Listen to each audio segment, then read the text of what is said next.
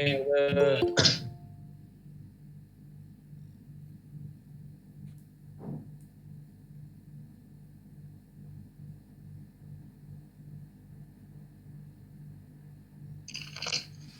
right, you all admit. Good morning, everyone, and welcome to class. Writing skills. One more seeking admission. Now we have. Morning, doctor. Good morning, everyone. Good morning. Morning, doctor. Very glad to see you. 64 have been admitted so far. 65. Let me just double check in my system. In my system, how many students I should expect, 70 or 75 or 3. The maximum capacity is 75. Let me just very quickly go to my sys. Writing skills. Group A, 73. So this is the number of students we have in this group, 73. Now we have 67. So, okay, 68. Maybe 5 more should join us soon. Though I was myself a bit late, I was actually here. I have been here since maybe 8:30. I was finalizing a few things about today's class, despite the fact that I spent also the weekend here preparing for, the class. But the point I was about to make is that please be on time. I will try myself also to be on time, but in case, you just please be there so that we can, start the class on time. 72, I think this is now, now we have a full attendance, a full class. Let me not remind you of keeping your camera on, please. This is also one way for me to ensure that you are present and for you to ensure attentiveness. I can't, stress this enough. So please keep your camera on every time. I mean, there is no reason why to keep it off unless you tend or intend to sleep, doze off. Unless you tend or intend to, zone out or, fiddle with your mobile phone or other gadgets. But otherwise, you should be ready, dressed up, ready for a class. The fact that this is an online classroom does not mean that you should be less serious when it comes to, to your clothes, when it comes to punctuality, when it comes to the, the ethics of the classroom.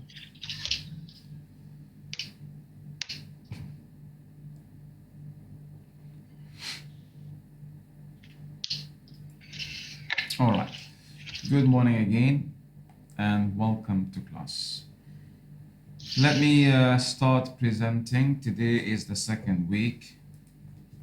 Present now your entire screen. Share.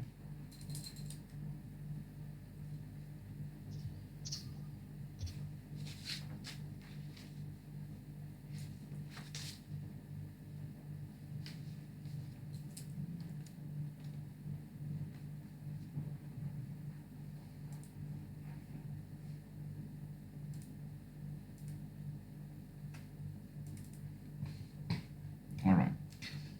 Can you see the PowerPoint slides? Yes, doctor. All right. This is, I think, your, is this Al-Zakri? I can, Yes, it is. yeah, I remember your voice. Al-Zakri.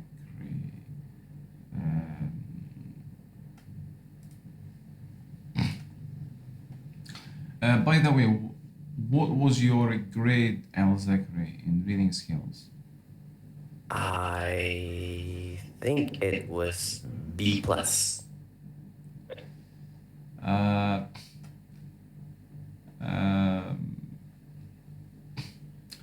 was hoping that you would get an A. Honestly, it pained me to see you getting less than A. But you know, well, I can't do. The ball is in your court when it comes to, you know, marks. I can help a bit, uh, but really the ball is in your court. So I don't know. For some reason, you did not perform as well as I thought in the final. So uh, please strive to get an A in this class. It will make me happy. All right, All right? I'll do my best. Because you are a familiar face, and I would like you really to get an A. By the way, this applies to everyone, not just Al Zakri, but because Al Zakri keeps his camera on, I feel that he is, you know, attentive, ready to participate. What about you, Shamila, by the way? Was it an A? Yep, I got an A. All right, lovely. Admit. Getting less than A really pains me, and in some cases, troubles me. So I would like you to get, you know, an A. Though the mark is not our concern, the grade should be an outcome, a natural outcome, a corollary of your, you know, attentiveness and participation and hard work. So our goal, I mean, this should come as a natural result.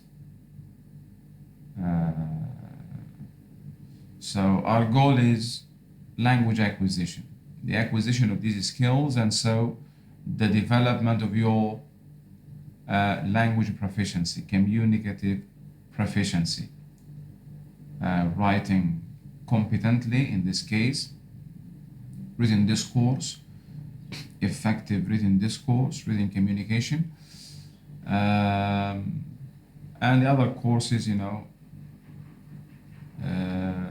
they all eventually or step by step serve one purpose, and that is the development of your communicative competence, the ability to articulate your thoughts and feelings effectively in English as a second language.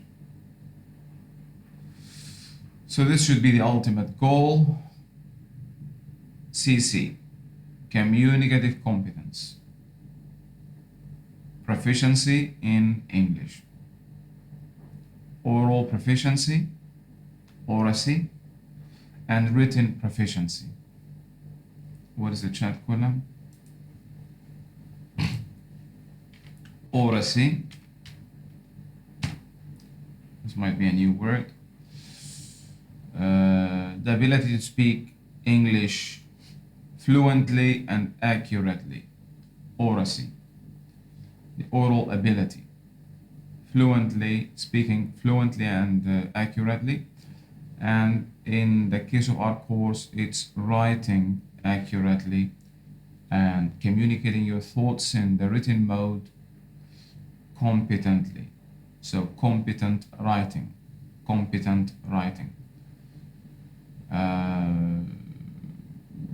Your ultimate goal should be in this class to become a competent, confident, independent writer.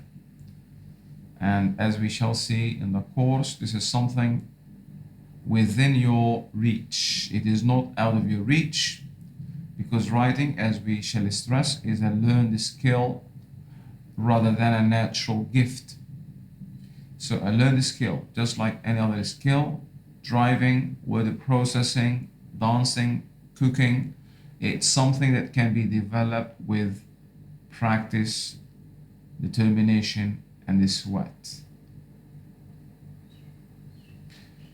As easy as that, as plain as that. But this is not to say that writing is easy. If I say that writing is easy, I deceive you. Writing is not easy. But the good thing is that, the good news is that it is a skill, a learned skill, something that you can learn, regardless of how you feel now about writing, regardless of your past experiences in high school or even earlier in your childhood. It is something that can be learned and mastered, not just learned, mastered, and can be fun. So a lot about writing will be in this course.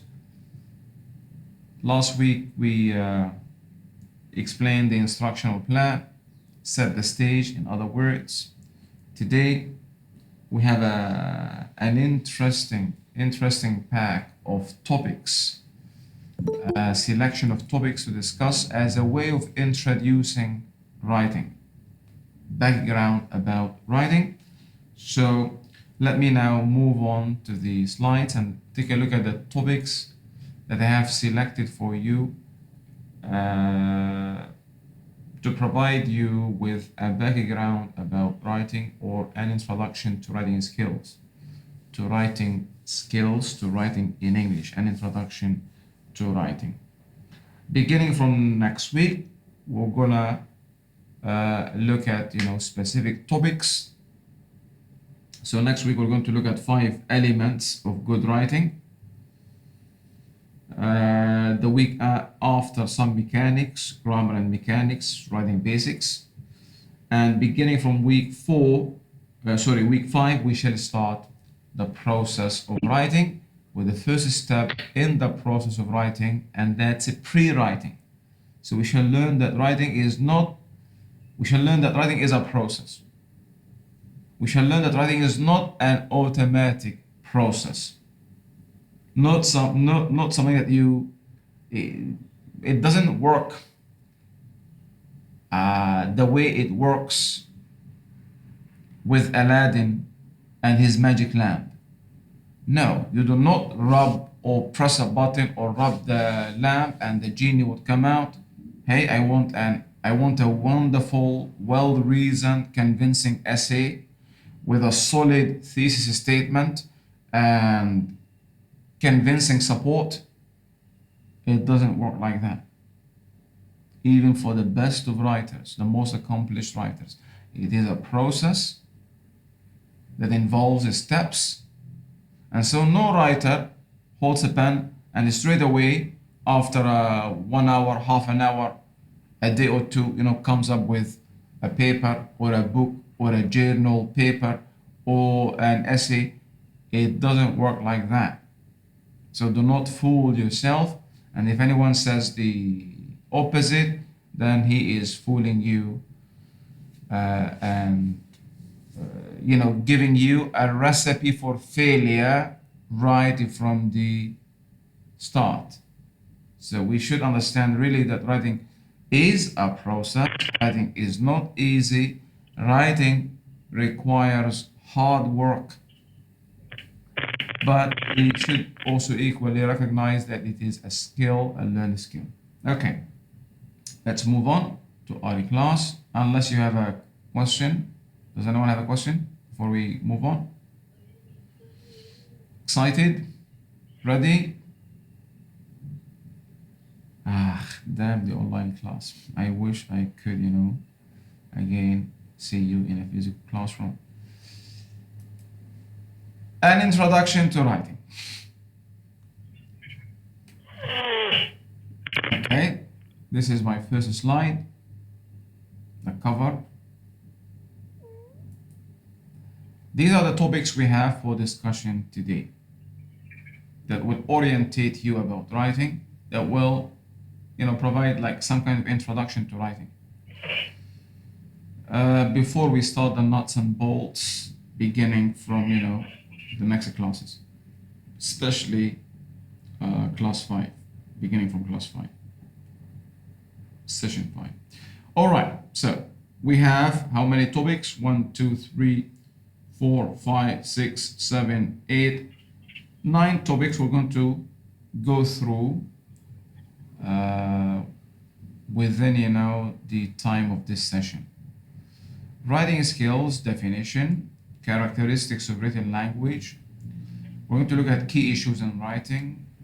We want to look at writing as a skill, to view writing as a process of discovery, to look at the 3 basic principles of effective writing, to look at the benefits of writing, paragraph writing, and the last 2 topics, to see 16 ways to improve your writing skills, and finally, journaling. After having recognized, when we recognize that writing is a skill, a learned skill that can be learned and mastered with practice, then all you need is just to practice.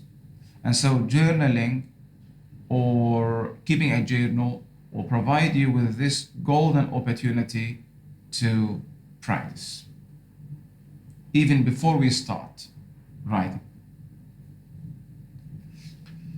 Every week I will ask you to write a composition, to compose a piece of writing beginning from this week. And so I should expect by the end of the semester 12 compositions. Some will be paragraphs, some will be essays, at least 12.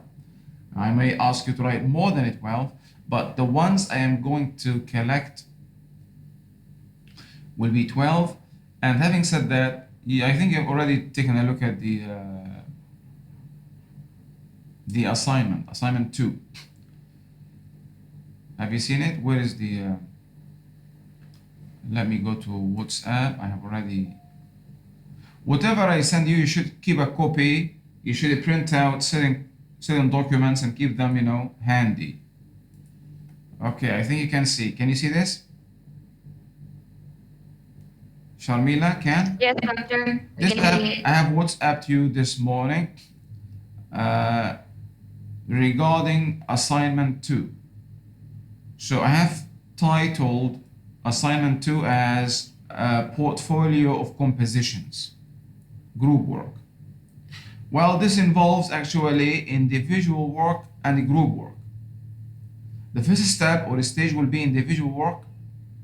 The second stage will be group work.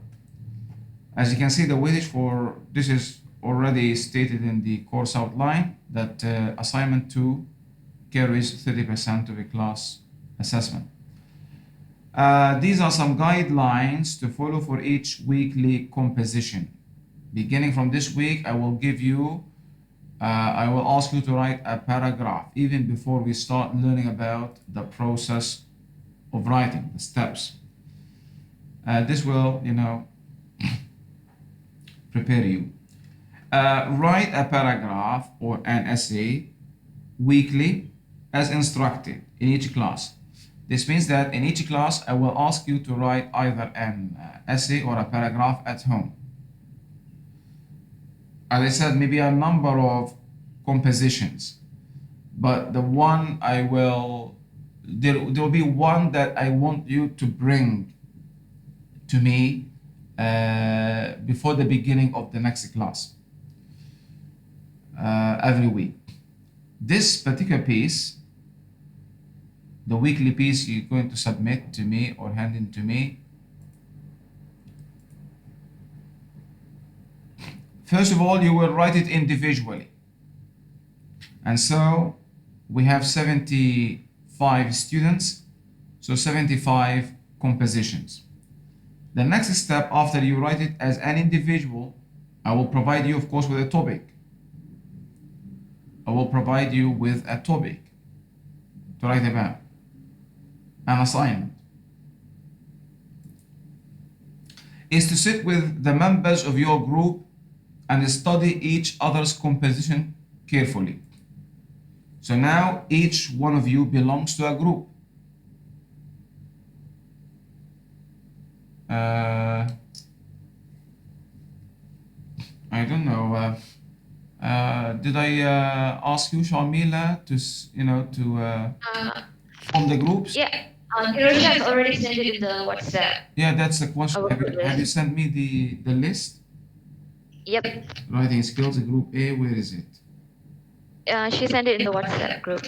I am browsing the WhatsApp now. Writing skills, I think this one. Okay. Let me see if I have downloaded this into my, my folders. Assignments and presentations, groups. Is it this one? Let me see. No.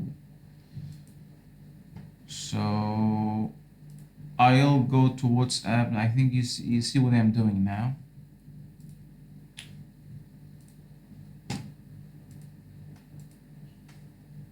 So go now in front of you. I actually resent it.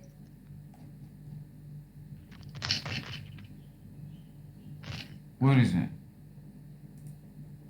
Okay. So I will just download this. Let me just double check. Has any one of you, are you now all grouped? Each one belongs to a group?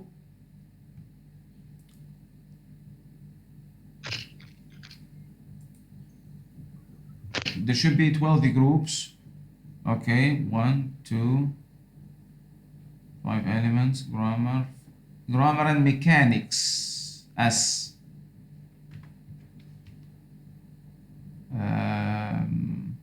Group 3, group 4, group 5. I think I did ask you guys, please, to provide also your metric numbers. I did ask for that, but if you have all mentioned your full names, then it's okay.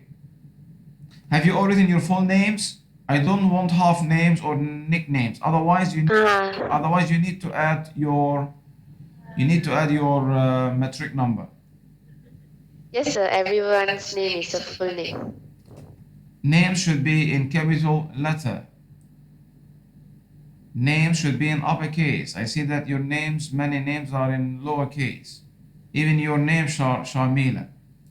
Darling, should be, do not belittle yourself. You're a big girl, you're a big boy. So use uppercase for your name. Proper nouns are always written with, talking about writing also, proper nouns must be capitalized. So I will not take this list now. After the class, please ensure that each proper noun is capitalized. By the way, do not capitalize all the all the name. Like here, for example.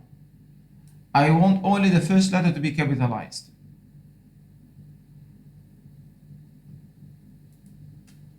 Am I making it difficult?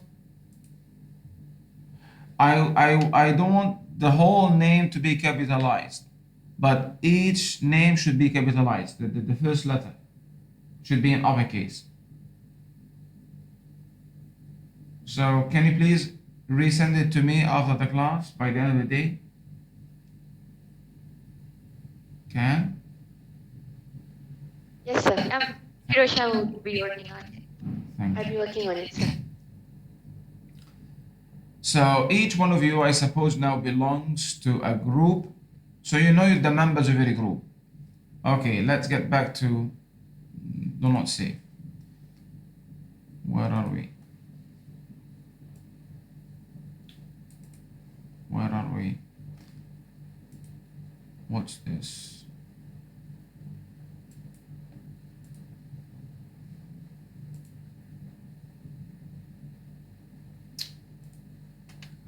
What was I saying? I've lost the train of my thoughts. A sign of the advance of age. What was it, Sharmila? I'm sorry, what was it, doctor? What was it that I was talking about before? We were talking about reading each other's compositions. The assignment. Okay. So after you write your weekly assignment individually, sit with the members of your group. As I was saying that each one belongs to a group, so you should know the members. and study each other's composition carefully.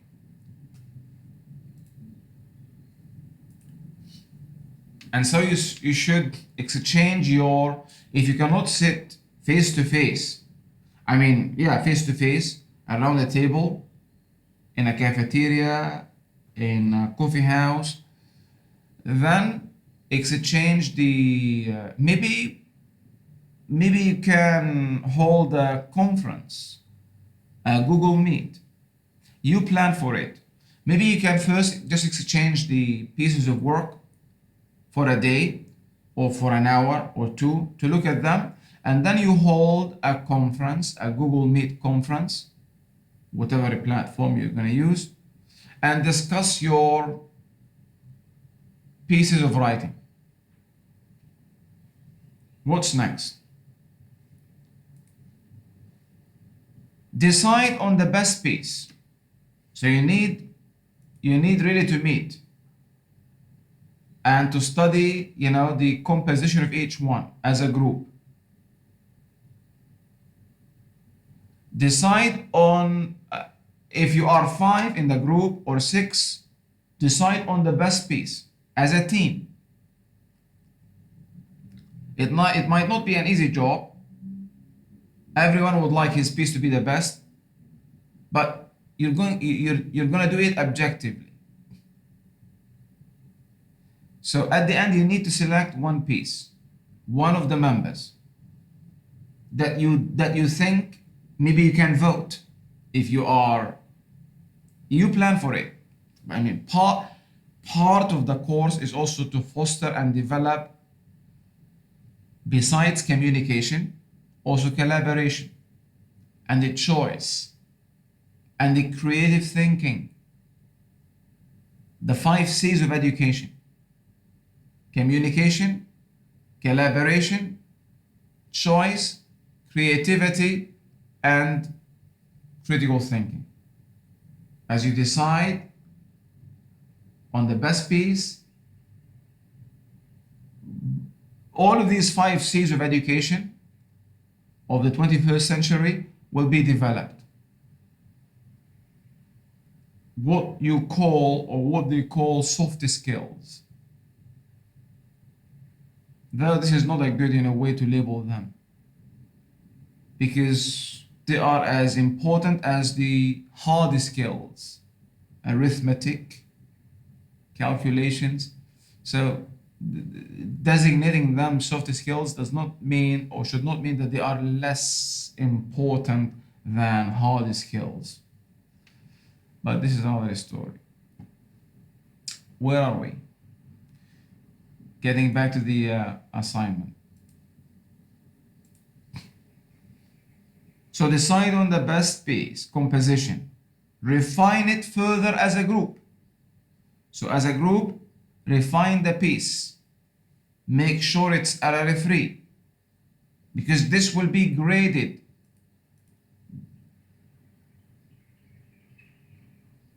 This will be part of the 30% for assignment 2.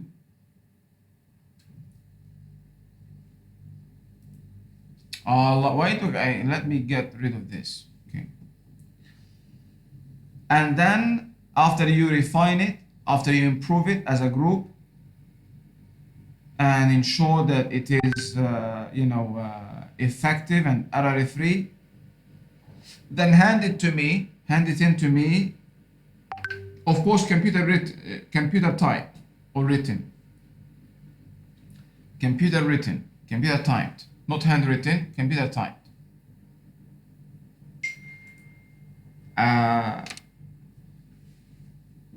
It's up to you to compose your pieces immediately, straight away on your PC, on screen, computer typed, or handwritten. But eventually the piece you're gonna choose, select, refine, and hand it to me should be typed. This I leave to you, though I may encourage you to compose immediately on screen. Learn to compose on screen. Maybe for journaling, the last topic we're going to discuss today, journaling or journal writing, giving a journal, maybe you can use handwriting. Buy a journal, a notebook, and write your thoughts daily. So maybe you can use handwriting for journaling, but for assignments, you may want to immediately use the compose your thoughts immediately on screen using the PC. Okay? That's a recommendation. With the group number, e.g., for example, group 1, group 2, group 11, on top of it, emblazoned, written on top of it instead of your names. And so, the piece you're going to send me, there is no need for you to mention your 5 names. It will be the product of one of you. But then you will send it to me as a team. You just write, instead of your names, all of your names, just write a group, your group. Group 1, group 2, group 3. But your individual pieces, your name should be on the individual pieces. Are you following? Because you need to send to me, to hand in to me, the piece you have chosen as a group, attached with it your individual pieces also. So on the individual piece, write your name. But on the selected piece, just the group.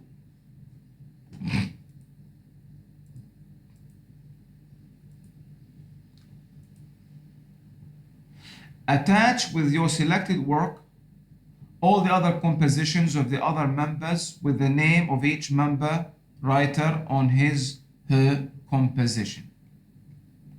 Okay, sounds clear. Clear? So this, Yes, sir.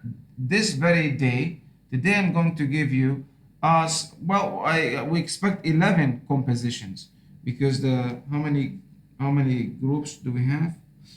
But because no, 12, that's right. 12 compositions. No, what's that?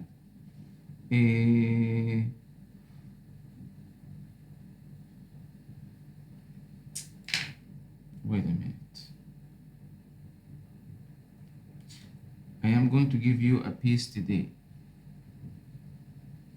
So this means that we're going to get 12 or 13 pieces by the end of the semester. Not an issue. So you'll be asked to write a composition today.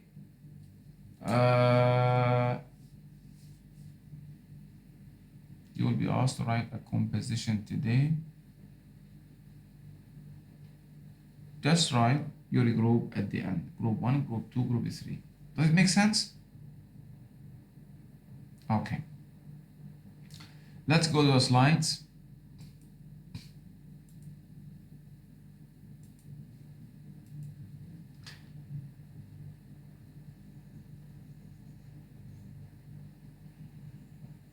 Okay, so writing skills definition.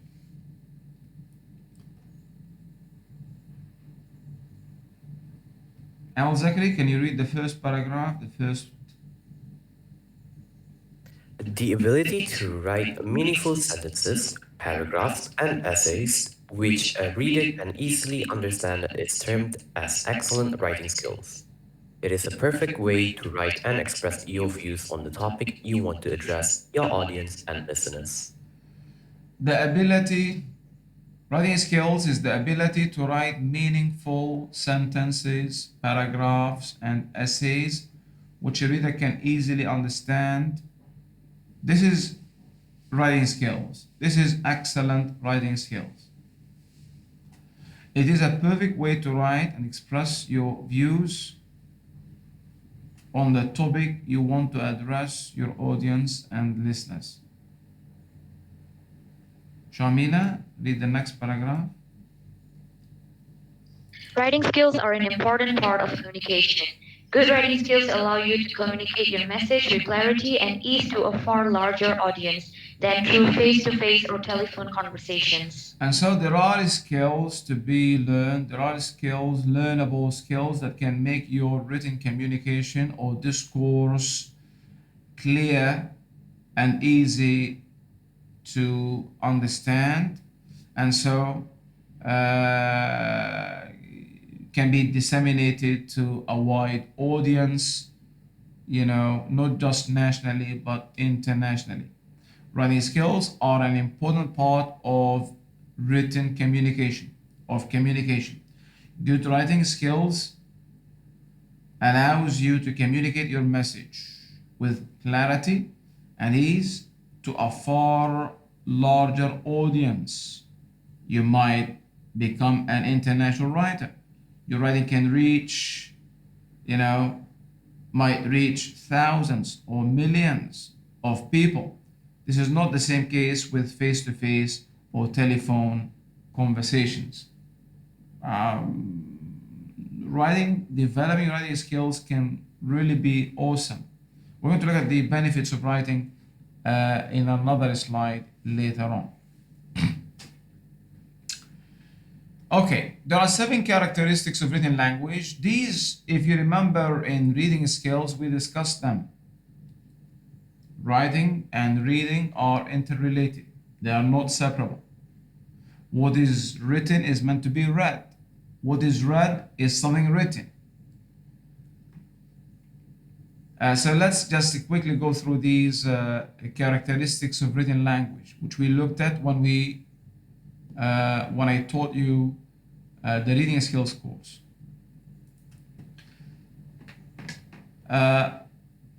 One characteristic of writing or written language is permanence. So the written text, unlike the spoken text, so now we contrast the written word with the spoken word. The written word is permanent. Once you write it, it's there as long as the piece of paper you wrote the word on is there, and as long as there are eyes to see and read. And so writing immortalizes words, makes them immortal. That's why we read works that were written by authors who are now only bones in the graves, who died hundreds of years ago. But we still read, enjoy, relish, benefit from their thoughts and contributions to humanity. So writing is permanent. This is how we read Shakespeare.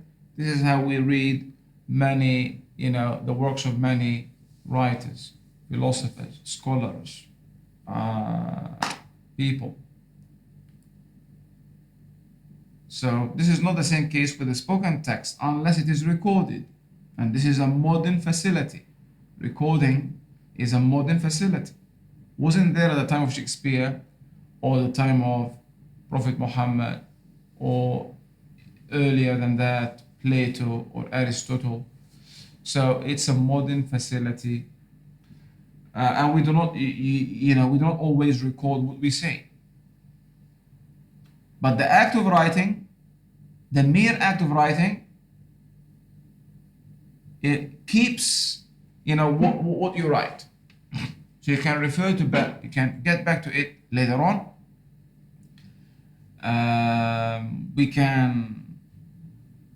Everyone, I suppose, has, writings, thoughts written, maybe since childhood or high school that you can, refer back to, you can look at, So this is one characteristic of writing. It is permanent. A processing time. Another characteristic of the written text or language is processing time. this is an advantage when it comes to the written text, not found there in the spoken text. You have longer time to process information written. But spoken language, you do not have the luxury to stop the speaker every now and then, unless this is a conversation, again recorded, then you may, pause, go back, rewind, forward, but this is not usually the case. In writing, it is the case. So you have longer time to process the text and information in the written text. You can go on your own pace. If you don't understand something, you can reread it. But in spoken language is quick, spoken language is fleeting, spoken language is two different modes of communication. So you have longer time to process complex information. Another characteristic of written language is distance. And this has two dimensions to it, the physical distance and temporal distance. The act of writing allows the written product to be physically transported into space and temporally transported into space, into time. So the written text, this is a written text, a project paper, a master's thesis written by a student somewhere, maybe in Sarawak, but now it's in front of me on my desk, on my own desk. So writing allows the written text to be transported physically into space. Our textbook was written by two authors in America. And the textbook was printed in America, in the USA. But here's the textbook in front of me. So writing allows material to be transported physically into space. Similarly, writing also allows for material to be transported temporally. This book, this is the 4th edition.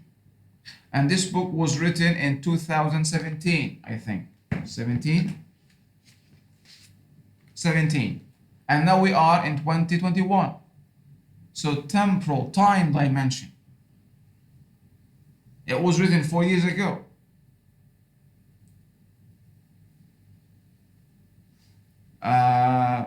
So distance, physical and temporal distance. One of the characteristics of written language is distance or displacement. Another term. The written object is being displaced in time and space. Orthography. What does this mean? In writing, we have letters. We have graphemes. I am using the chat column. We have symbols, letters, representing phonemes, the sounds of the language. And so in spoken language, we have phonemes, sounds. In written language is expressed using symbols, letters, graphemes. So graphology, phonology. Phonology, the study of sounds, speech sounds. Graphology, the study of letters, graphemes of a language. So orthography. So the written language is characterized by graphemes. Spoken language, phonemes, sounds. Another characteristic of written language as opposed to spoken language is complexity.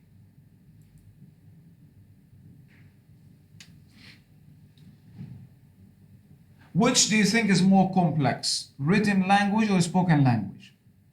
Written communication or spoken communication? Which mode of communication do you think is more complex, writing or speaking? Writing.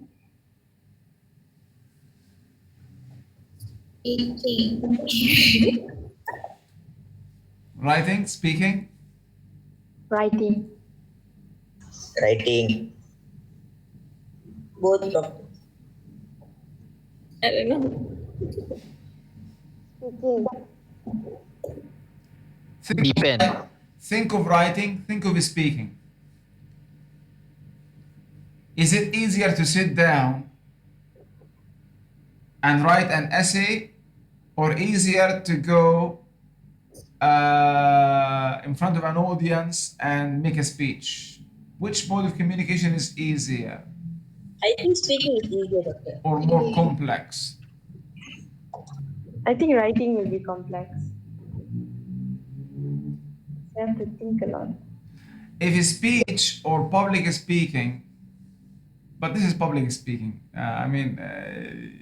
Speech is not just restricted to public speaking, so let me not just get into this. Though I wanted to say that if public speaking is easier, then why do most people consider public speaking as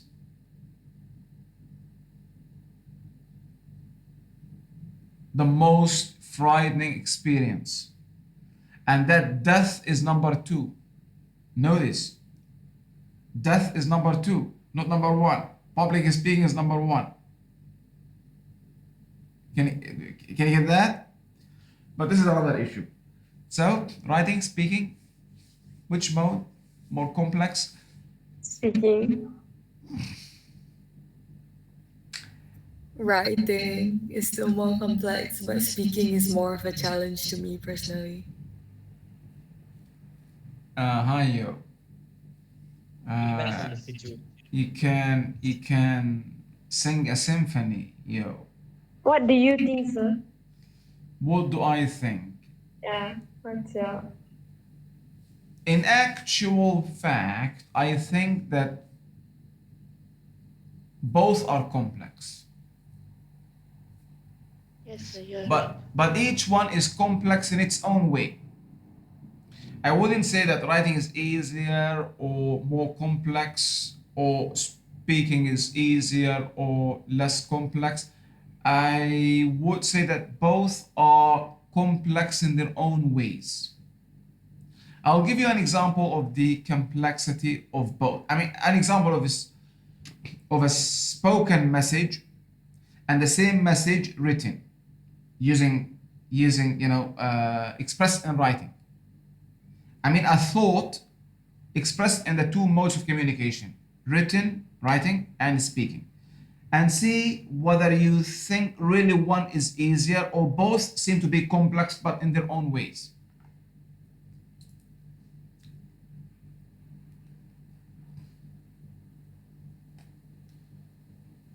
Is it not here?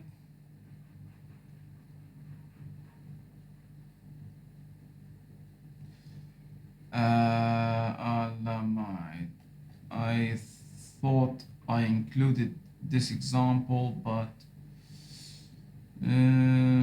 okay, let me go to another. I will fix this later on. No, not. Okay, maybe where should I go? Where should I go? This is another. Okay. So this slide should be added to the slides there. An example of the different modes of complexity. We're discussing the characteristic of complexity. Read the first example.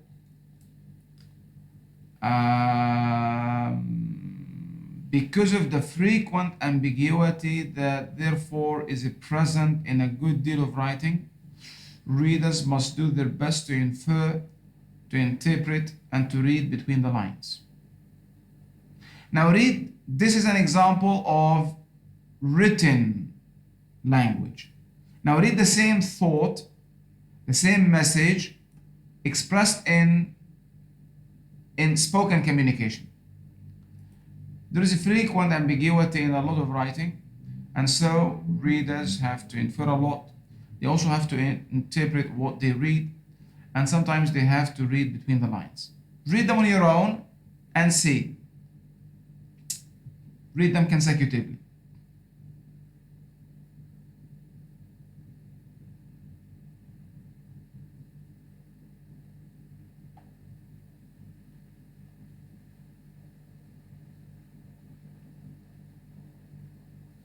Did Doctor crash?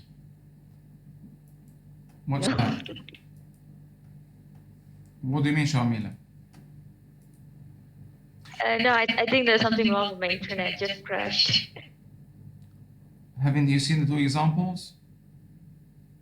Have you read the examples? So each one of these constitutes a mode of communication, and I think, as you can see, both are complex, but each one is in its own way. If you might have noticed, in the case of written communication, we have more subordination. We have subordinating conjunctions like therefore, longer clauses or less clauses. A clause is a group of words with a subject and a verb. So in written communication, we have less clauses with subordinating conjunctions. But in spoken communication or language, we have shorter clauses, 1, 2, 3, 4. But here we have only 2, 1 and 2. And so in spoken language, we have more clauses, and these clauses are linked together or coordinated using coordinating conjunctions like and, like but.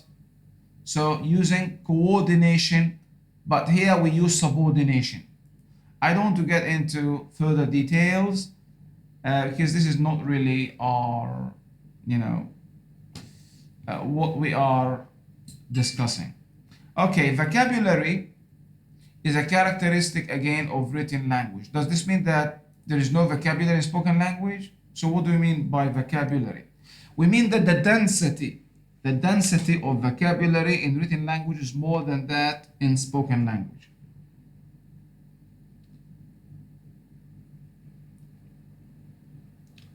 And in written language, we might use vocabulary we don't use in spoken language. So there are then differences between spoken language and written language when it comes to vocabulary. We are more likely to use a word like, let's say, gigantic or gargantuan in written language, but in spoken language, big, large, huge, maybe enormous in writing, huge in spoken language. So the diction, the choice might be different, and also the density of vocabulary might be also or is different. Formality, written language tends to be more formal than spoken language. So these are 7 characteristics of the written text. So remember that writing is permanent, allows for more time to process information, allows for the written product to be transported physically into space and temporally into time. We have graphemes. In spoken language, we have phonemes. Complexity, we have more subordination and less clauses. Vocabulary, the density and word choices are different. Formality, written language is more formal than spoken language. Okay, let's move on. Any question? Okay, next. Key issues in writing. Key issues in writing. Let's look at these issues one by one.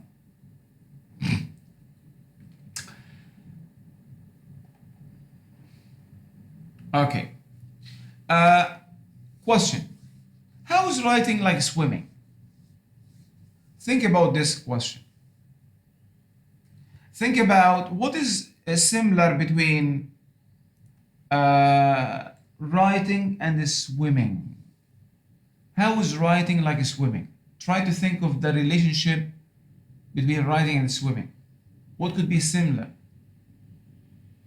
In what ways is writing similar to swimming? Or is swimming similar to writing? Swimming and writing are skills that we can learn. Swimming and writing are skills. That's right. But to understand this more, let's contrast writing with talking and swimming with walking. You need practice. Writing is like swimming. Talking is like walking. If you don't know how to swim, you'll drown. So if you don't know how to write, it will not make any sense. The point here is that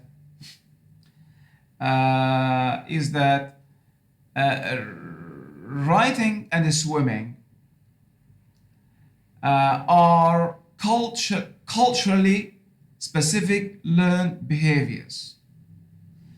Human beings universally learn to walk and talk without difficulty, without learning. You do not teach a child how to walk or how to talk. You cannot even prevent the child, the baby, the infant from eventually walking and talking. Even if you try to prevent them, you cannot prevent them. They are biologically driven to walk and talk. Universally, all children across cultures walk and talk naturally. But swimming and writing are not the same case. These are learned behaviors specific to certain cultures. Until today, there are many languages that are not written. Actually, most of the languages of the world are unwritten. Only a few number of languages is written. So out of the 6,800 languages present today in the world, only a few is written. Most languages are unwritten still until today. And writing is a new invention in human history. First languages were spoken. Languages first, so the primacy of the spoken word. Languages were not written at the beginning. Writing is a new or recent invention in human history. God taught Adam how to speak, not how to write. Writing was developed later on, maybe thousands of years after the spoken word. And so you can see what is similar between writing and swimming. We walk and talk without teaching, without learning, everywhere. Whether you are born in Malaysia or born in Swaziland in Africa, whether your language is Xhosa or Swahili or Malay or English, you talk. But writing is a learned skill relevant or specific to your culture. Xhosa is not written, a language spoken in Africa. Xhosa is not written. Malay is written and you are taught how to write. But not every Malay knows how to write. Not every English is lettered, has been taught the letters, the graphemes. But phonemes, you don't need to be taught. You will just, imitate the sounds of your language and then grammaticalize the systems of your language naturally. And you will walk naturally. Whether your father, holds your hand as an infant and helps you to walk or not, you will walk. Whether you use a walker to help you walk or not, you will walk. Provided that you are not, of course, born with a deformity or, a certain dysfunction. I mean, normal children speak and walk, talk and talk without being taught. But writing and speaking, writing and swimming, you cannot swim unless you are taught how to swim. Okay? Interesting. Next, another question. Is writing a product or a process?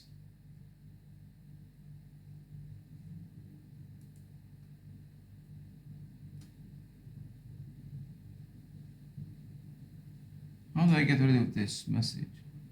Help protect me, enable external content.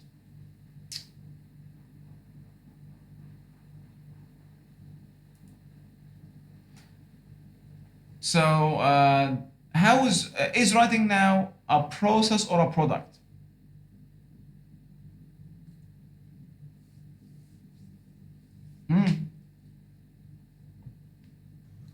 I think writing is a process. Shamila, my darling, a process or a product? I would say it's a process. Hazel, my sweetie. I would say it's a process. Hey man, Young, my lovely boy, a process or a product? I think it's a process of creating a product. So basically a process.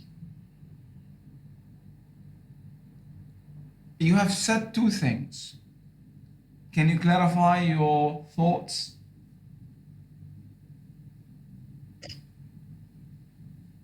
Basically, it's a process. I think.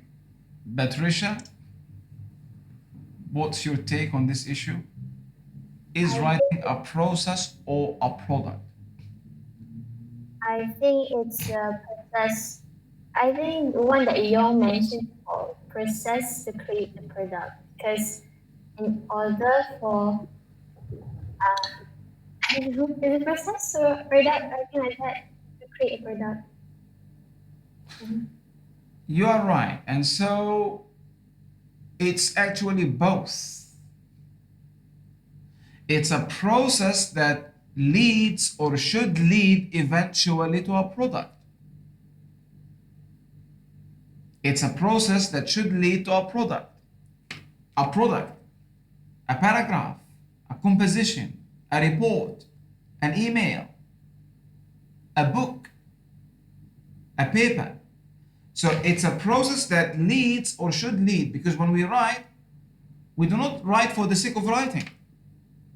We write so that we can produce at the end something, depending on the purpose of writing. And this will be the first element of good writing we're going to discuss next week when we talk about the 5 elements of good writing. Purpose. There must be a purpose.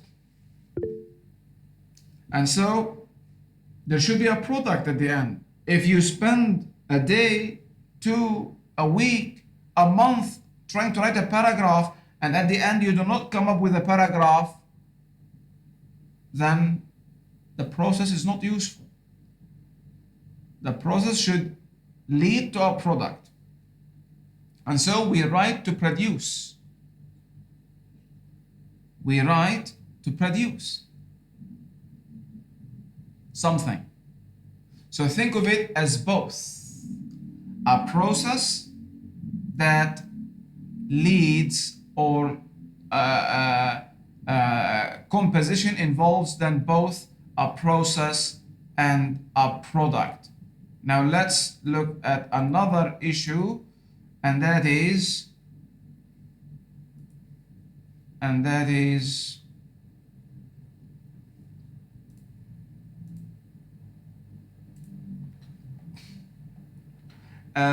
is writing an art or a science?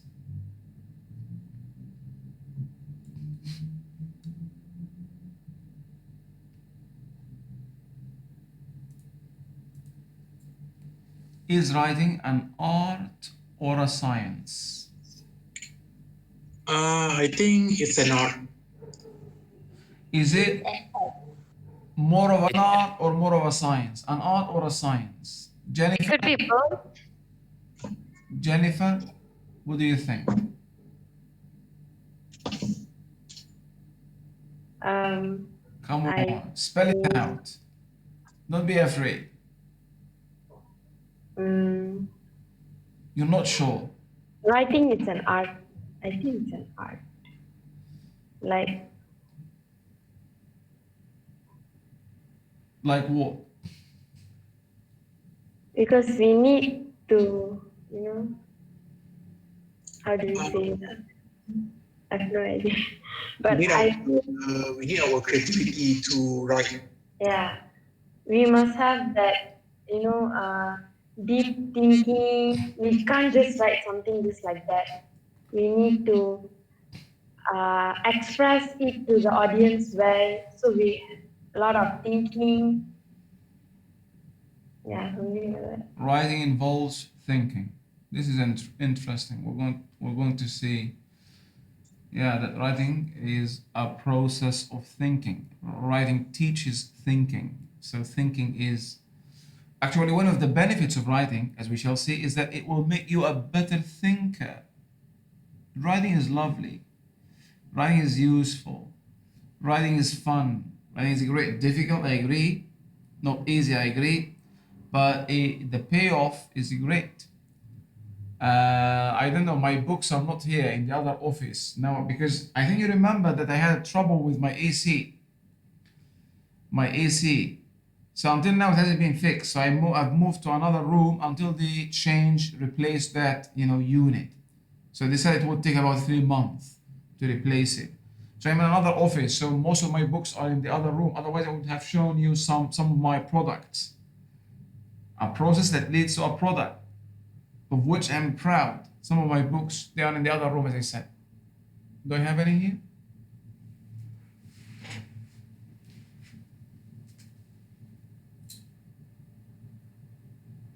No, they're all in the other office. Where are we? Warrington? Mr. Warrior? Yes, doctor. How are you? Here I am. Is writing an art or a science? I'll say it's an art. Not a science? Not really, because when you're doing right, I mean, I'm not saying it's not, but when you're doing writing, you need to. What's your perception of science? What is science? What is art? What is science? What do you think when you think of writing? Imagination, creativity? What do you think when you think of science? Rules? Formulas? I don't know. Trying new things. Logic? Now we're also moving into logic. Writing has certainly to be illogical. If it's illogical, you keep it for yourself. How to write logical, coherent, well-reasoned paragraphs and essays. Okay, let's hear from Chahaya. Yes, Yes, doctor? yes, darling. What do you think? Is writing an art or a science?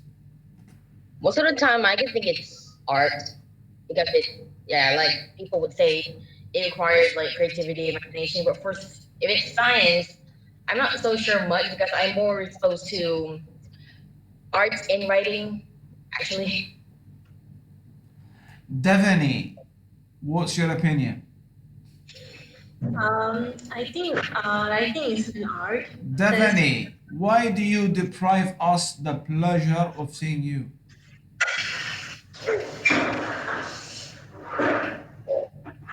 Answer my question, my second question. Why? I think You have ignored my question. Never mind. Go back to question one.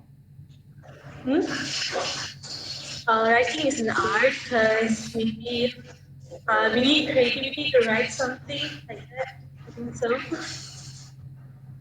Someone said, I think it's an art using the chat column. Doctor, because science actually depends on fact and art depends on creativity. Are you sure that good writing does not incorporate facts to provide evidence for the point, the conclusion, the claim you're making? Writers do not use facts. How else can you convince audience then if you do not use facts? How else can you support your point if you do not use, any of the 9 supporting types of support we discussed last semester, expert testimony, facts, statistics, historical data.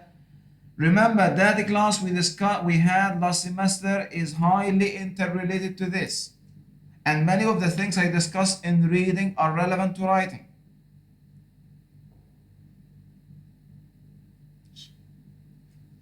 So if writing is to be convincing, a writer has to incorporate facts to substantiate what he or she is saying by facts. If not facts, other kinds of supporting, details, as we've said, expert testimony, expert opinion, legal documents, historical data, any of the, kinds of supporting data that can. So saying that writing depends on creativity alone but not facts is not accurate. Jaden, is writing an art or a science? Shoot me if I know. You are saying. Shoot me. I share the same opinion as Christina. I also think like when you write, it's like an art. You use your thoughts, and your creativity. And then when if science is more for like facts, right? But yeah, you can also write about facts. Thank you. There is no room for science in writing? Maybe after everyone share their thoughts, there are science in it too. Like, there's facts, and then every time you write something, you must have the flow. You shouldn't just write whatever you think. You should have the flow of it. Then facts, it's very important. But then art comes in when it depends on your creativity. Like you can think of how to attract people to read your book or your journals. So actually both are involved at the same level. If we say both, then I understand how creativity or how art is being involved. But how science is being involved? Science in what sense? If we say both, writing is an art and a science in what sense? And I agree that writing is both an art and a science. But an art we understand in the sense of creativity and imagination. But a science in what sense? Maybe the sentence structure, like it has to be accurate and correct. We have rules Yeah, to write like a sentence, right? the There are grammar. Formulas that we can follow to make our writing better and more interesting. We are getting somewhere. So yes, writing is both an art in the sense of the writer's creativity and imagination. Writers differ. Some are more creative, imaginative than others. Some have graphic imagination, vivid imagination, sexy imagination, excellent imagination. Some have less, power when it comes to imagination. So creativity, art, and imagination. And writing is also a science in the sense that there are rules and conventions that you have to follow if you want to be understood. For example, if you want to write in English, you need to have a topic sentence, a point in a paragraph called a topic sentence, and you need to support that sentence. These are rules. You need to have an introduction. If it's an essay, you need to have a body, you need to have a conclusion, you need to indent the first line. These are conventions that you have to follow. You cannot write in a language in whichever way you want. You have to follow the rules and conventions of that particular language. Arabs write from right to left. You cannot write Arabic from left to right. You have to follow the rules and conventions applied by the writers of this or that language. So a science in this sense, that you abide by certain conventions, that you learn. I mean, that's why we teach you writing. Actually. When we teach you writing, we teach you these conventions. As far as the creativity and the imagination are concerned, this is not in my hands. I cannot teach you how to be creative. This is your mind. But I can teach you the conventions of writing. And these are the skills. When we say that writing is not a natural gift, writing is a learned skill. So what is it that you learn? These conventions, these scientific rules. You need to have a thesis statement, a topic sentence, a point, and support for that point. If you want to write a report, you need this and that and that. So these are conventions of writing. Okay? Okay, the last question is, how is writing like a driving? Think of writing and driving now. How is writing like a driving? It requires skill. They are similar in the sense, one way, in a sense, writing is like a driving, or how is driving is like writing, in a sense, as Warrington said, both are skills. So in one way, in one sense, both are skills. Writing is a skill that you can practice and master, and so is driving.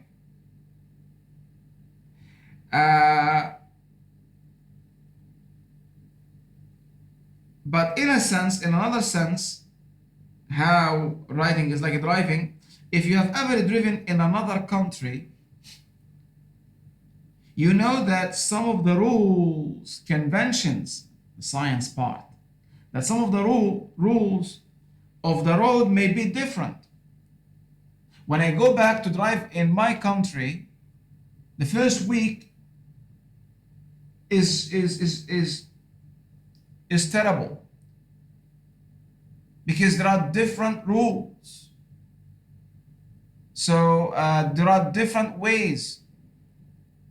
Even here, we drive on the left, back home on the right. So when I go back home, I drive with the same background in Malaysia. So this puts me into trouble. And similarly, when I came from my home, the first week or two were problematic. So just as the rules for driving differ from country to country, the conventions for writing may change from language to language. So please bear in mind that the way you write in Tamil or Mandarin or even Malay might be different from the way English writers write.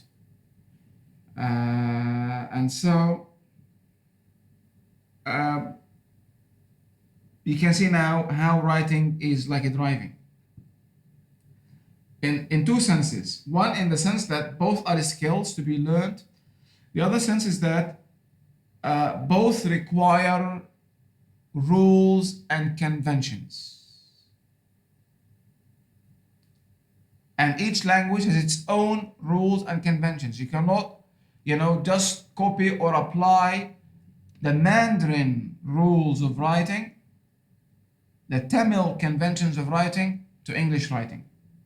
You need to see how English people, since you are learning English, how they express their thoughts and feelings, emotions in writing, and learn these ways. These are the conventions, the science part of the writing job. Is writing an art or a science?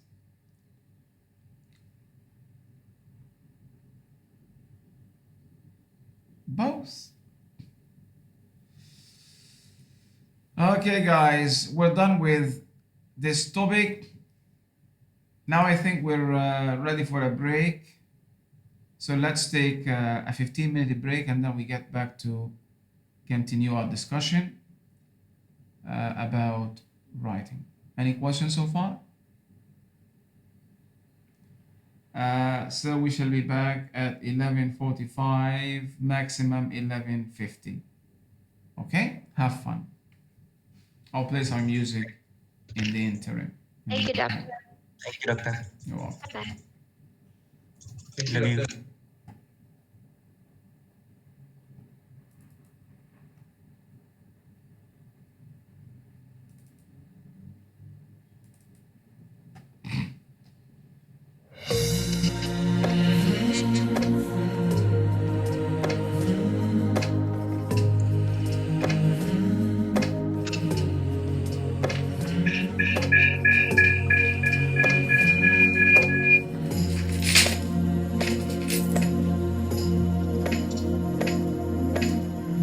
I spent 1,000 sleepless nights in wait of dreams I could not find. I walked 1,000 empty roads in search of signs to bring me home. With every breath I spoke your name. With every breath I spoke your name. And heard it rolling in the waves. And heard it rolling in the waves. Beneath a veil of ocean blue. Beneath a veil of ocean blue. I broke illusion for the truth. I broke illusion. You said, walk to me and I'll find you. Call me and I'll show you. Hiding like a bird for you. To me and guide you from deep inside you. Hiding like a bird.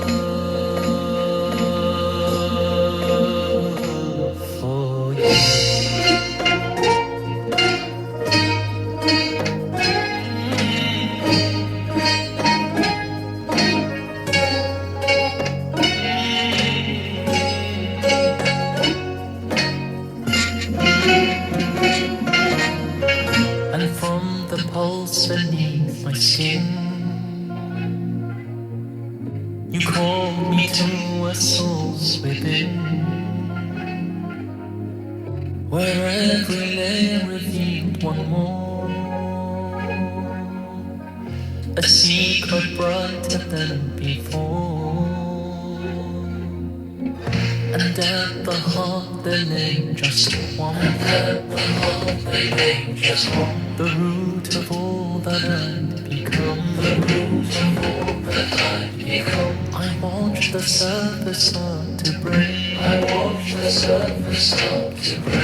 Free of form, free of shame.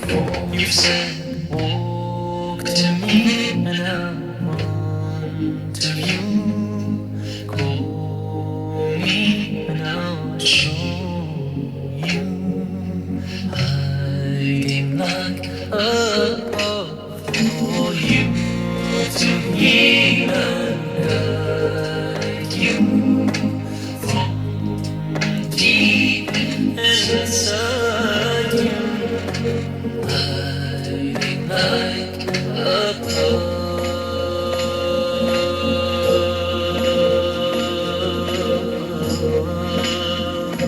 for you.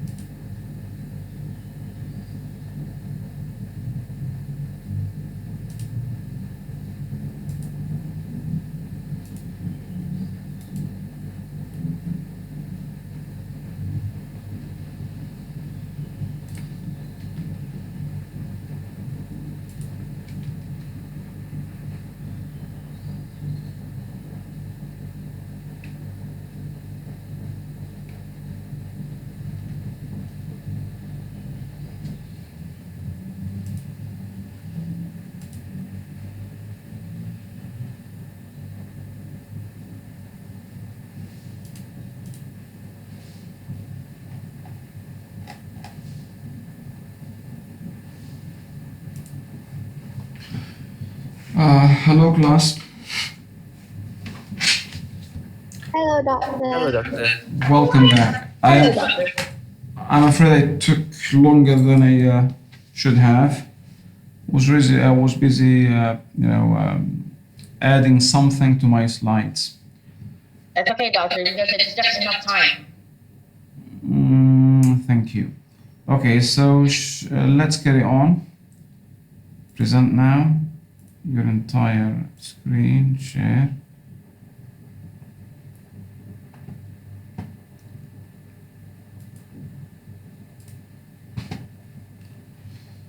Okay. So what's our next topic?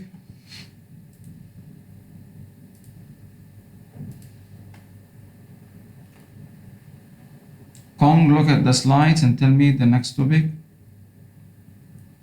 Writing as a process of discovery.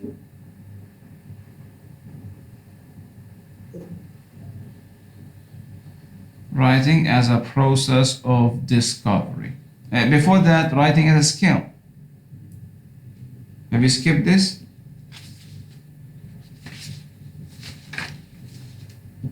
Yes, so we stopped at key issues in writing. We're done with the key issues, so the next topic for discussion is writing as a skill,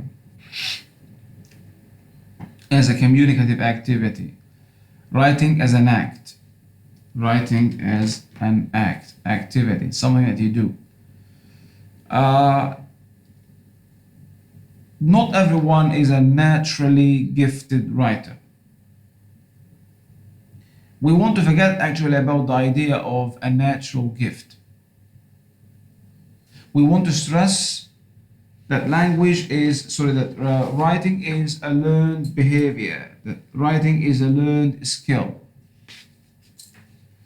This is very important, and we're going to keep repeating this fact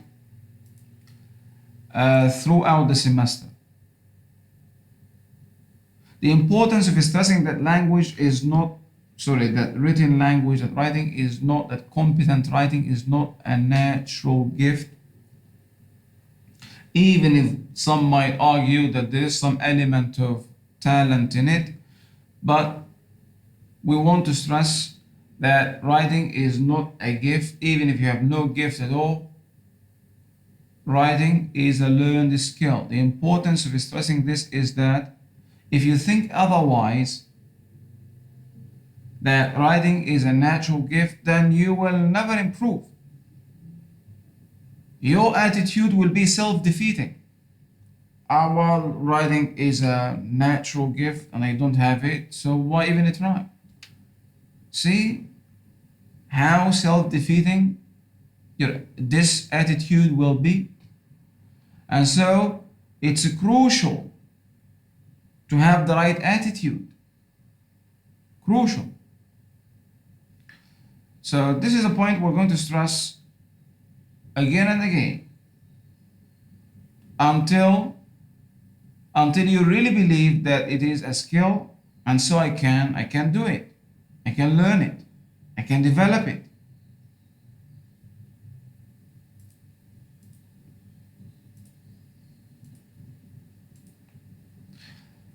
So, fortunately, writing is a skill that you can practice and master. In some ways, writing is like driving a car. We have said that. If you have driven a car in a foreign country, you know that some of the rules of the road may be different. You just need to learn these rules. And the other sense we have stressed is that driving a car is a skill that can be developed, and so is writing. Just as the rules for driving differ from country to country, the conventions for writing may change from language to language, and these can be learned, full stop. And these can be learned really, full stop. So writing is a skill. And like most other skills, such as typing, driving, or cooking, it can be learned. It can be developed and mastered. If you have the determination to learn, then this course will give you the practice you need to develop good writing skills.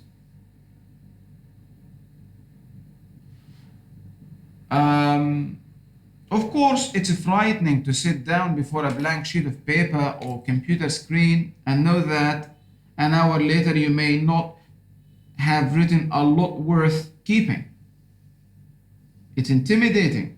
It's frightening. I agree. Transforming thoughts from one's head into words on a sheet of paper can be a challenge. I agree. And at times it can be frustrating. I cannot agree more. But writing is not an automatic process. So this will be the focus of the next slide. Writing is not an automatic process. We will not get something for nothing, obviously. And we shouldn't expect it. We shouldn't expect to. For almost everyone, competent writing comes only from plain hard work, determination and sweat. Hard work. I have said at the beginning of this class that writing is not easy. Don't delude yourself or fool yourself. It is not easy. But the good news is that you can do it if you are ready to work hard. If you are willing to invest some time and your mind in my classes.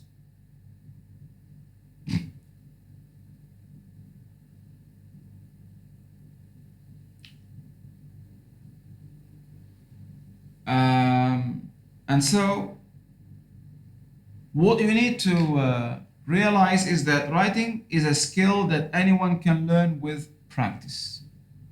Anyone. Regardless of your memories about writing, whether they are lovely or awful. High school. You should also recognize that a good writer does not write a paper, a paragraph, a composition straight away, through without stopping. No, it's a process. A process, as we shall see, of discovery. A process involving steps. Writing is not like talking. Writing is different from talking. We shall learn that writing, you start with a point and you support that point. So you have a point and support for that point. Without evidence, without a clear point and clear evidence to support that point, that's not writing. This may be talking. When we talk, you do not expect people to disagree with you. People tend to agree with us most of the time. But in writing, unless you have solid evidence, well-reasoned argument, most people will disagree. But if you have good, well-reasoned composition, people have no reason not to agree with your message, with your purpose. Writing is a skill that anyone can learn with practice.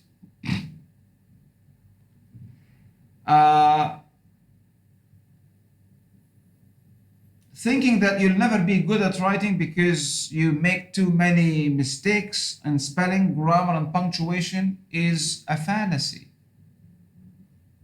Do not think that. Do not think that writers, as I said, sit down and they just whiz by and they have a product. That's wrong. It's a process that requires hard work, thinking, and time. Do not think that because you have many grammatical mistakes, you will never be a good writer. That's also wrong. The first concern in writing, in good writing, should be content, anyhow, not the grammar. We've said it's a process. There will be a step for the grammar. The third step, the third stage, we shall learn that there are 3 stages or steps in the process of writing. Beginning from week 5, we shall, in chapter 1, look at the first step or stage, pre-writing. The chapter after that, chapter 2, week 6, the second stage or step, writing. And the week after, week 7, the third chapter, the third step or stage in the process of writing, step 3, and that is revising and editing. So when you revise and edit, you worry about the grammar. But first, you do not worry about the grammar. Your goal, your concern should be the content, the ideas, the feelings. Grammar will come last. Do not be bogged down by grammar right from the start. Let your ideas flow. You should not worry about spelling, grammar, or punctuation, these mechanics, while working on content. There will be a stage for that, a step for that. But that's why you need to recognize that writing is a process then, that has steps. It is not a frantic activity. Writing is not a frantic activity to be done in 5 minutes. Writing is an ongoing process of discovery. An ongoing process of discovery. Writing is never a one-step action. It is an ongoing creative act involving many steps. You've got to understand these facts in order to not to be frustrated and to live the reality of writing and a writer. Writing is a process of thinking and composing. So related to thinking, teaches thinking. Meaning is not what you start up with, but what you end up with. Not what you start up with.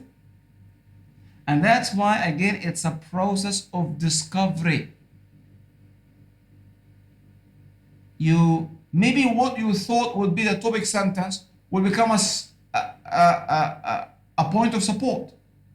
A point of support, you initially thought that this would be a point of support, you may change later on and adopt it as the main point. Topic sentence. So as you engage in the process, you discover and you make it changes accordingly. Writing is rewriting. This is important to understand. Writing is rewriting. Again, writing. What is writing? Define writing. Writing is rewriting. Rewriting. The first draft is never the final draft. Never the fair copy. Writing is rewriting.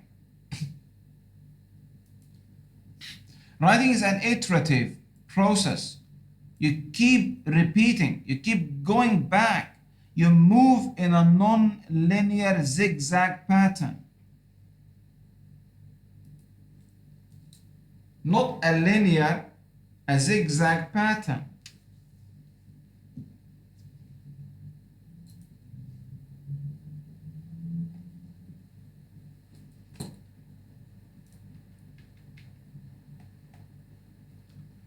Writing is a continuous process of discovery. Writing is a process of discovery that involves a series of steps, and those steps are often a zigzag journey. And so seldom the case, starting point, finished paper. No, that's not the case. Usually the case, starting point, zigzag, finished paper.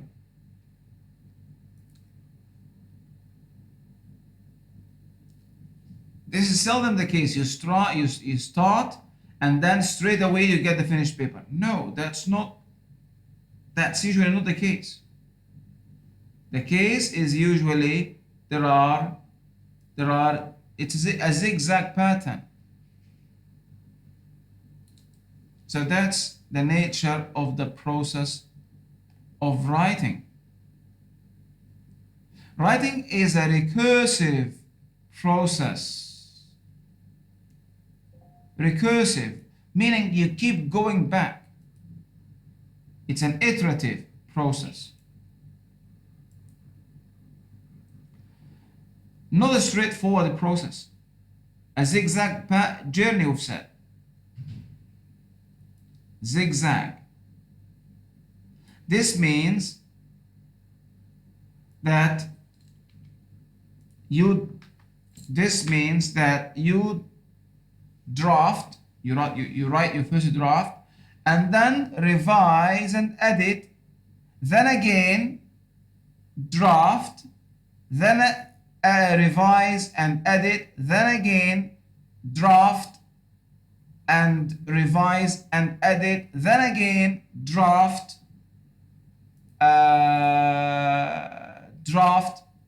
be your fourth draft, fifth draft, and revise and edit, then again draft and revise, and then revise and edit as many times as you think you need, until you have that satisfactory feeling that now I think this piece of work, this product is ready to be disseminated, ready to be published, ready to be posted, ready to be shared.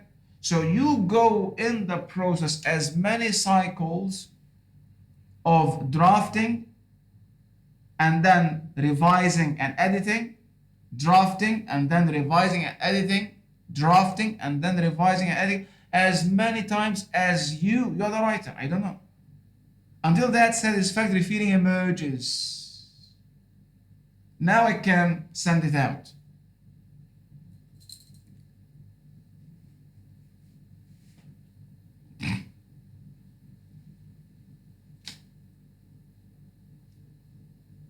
So again, what you need to realize is that writing is a process. It is done in steps.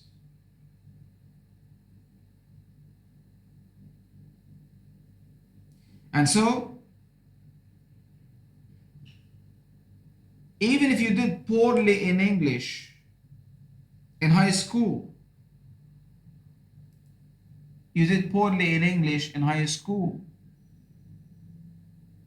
and so you think that you can never be a good writer.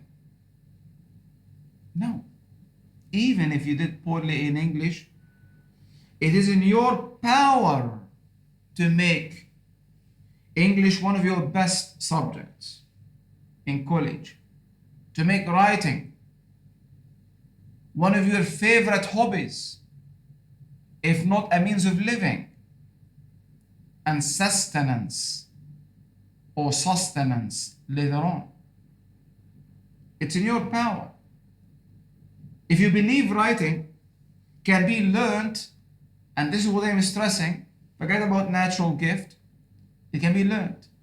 Just like any other skill, cooking, driving, and perfecting it. If you believe in that, work hard at it, you will become a better writer, you will become a competent writer. And so your attitude is crucial. In conclusion, your attitude is crucial. Let me write in conclusion.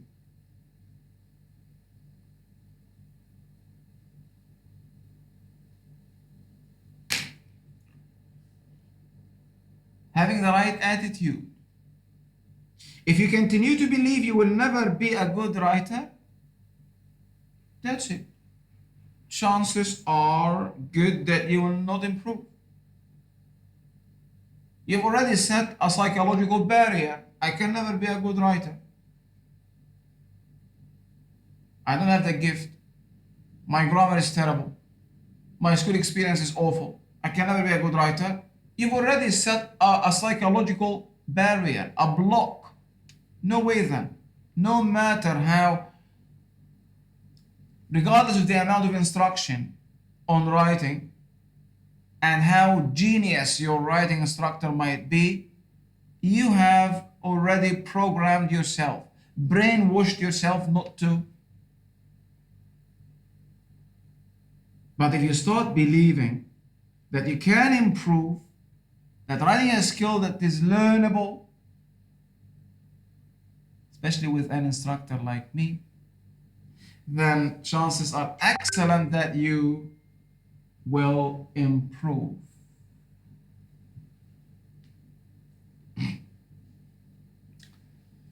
Have the right attitude.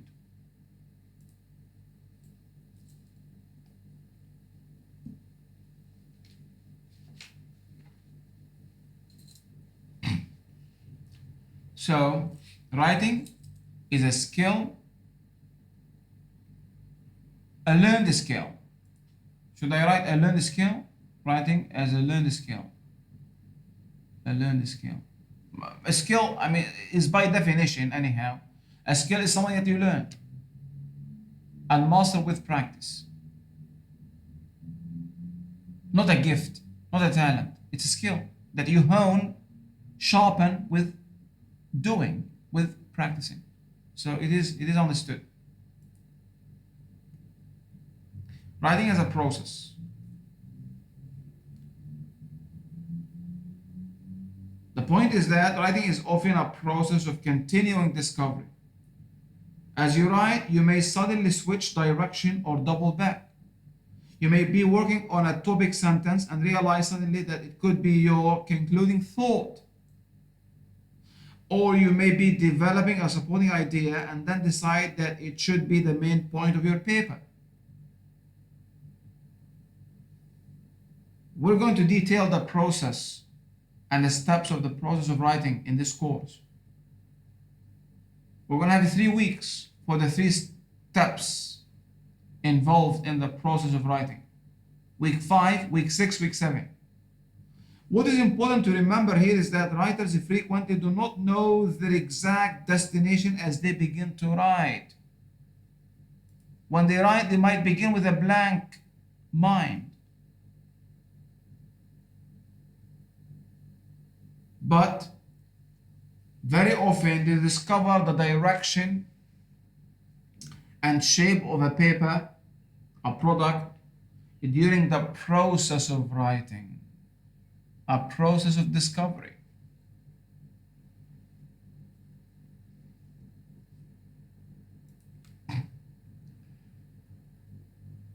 Let's watch this video about writing being a process of discovery, a recursive, ongoing, creative, thinking, iterative process.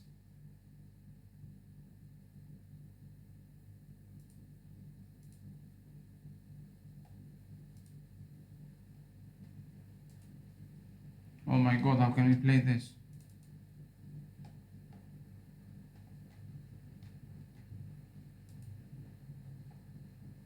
Is this unplayable? Lama. So is this only a picture?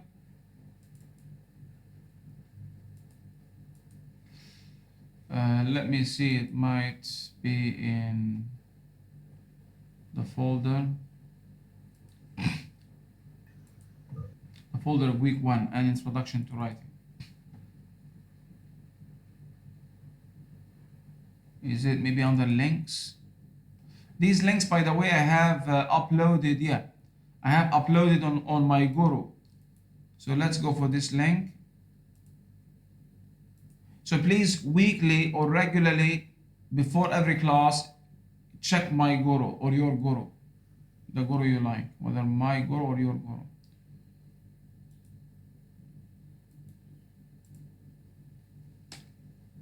So let's watch this video about Author Louis L'Amour said, about writing as a recursive, iterative process. Author Louis L'Amour said, start writing, no matter what. The water does not flow until the faucet is turned on. But how do you go about writing an essay, a story, or a novel? Excuse me, can you hear this clearly? It's not that clear, Doctor. It's not clear, Doctor. Lama, why is that? Is there subtitles for this video? There seems to be a caption icon, yeah, on the I right. have to look for the... Yeah, subtitle. Okay, try again. Author Louis L'Amour said, start writing, no matter what. The water does not flow until the faucet is turned on. But how do you go about writing an essay, a story, or a novel? How do you even get started? One method of writing that can help is the recursive writing process. It is not just a method, it's actually the nature of writing. The nature of the act of writing. It is recursive. You keep going back, checking, consolidating, organizing, reorganizing, revising, editing, changing, moving. It is not just a method, it is the nature of writing. The recursive writing process can be broken down into 4 simple steps: pre-writing, drafting, revising, and editing. Because this process is... For purposes of our class, we're going to, as we shall see later, we're going to break down the process of writing for ease to 3 steps: pre-writing, writing, revising and editing as 1 step in our class. Pre-writing, this will be discussed in chapter 1 in week 5, and then writing, drafting, writing will be discussed the week after the pre-writing week, and then the last week in the process of, or the steps of the writing process, will be the revising and editing. And in that week we're going to tell you the difference between revising and editing, but both of them will be dealt with as or under one stage or step: pre-writing, writing, revising and editing. Each one corresponds to a chapter in the book. 1, 2, 3. So you should already,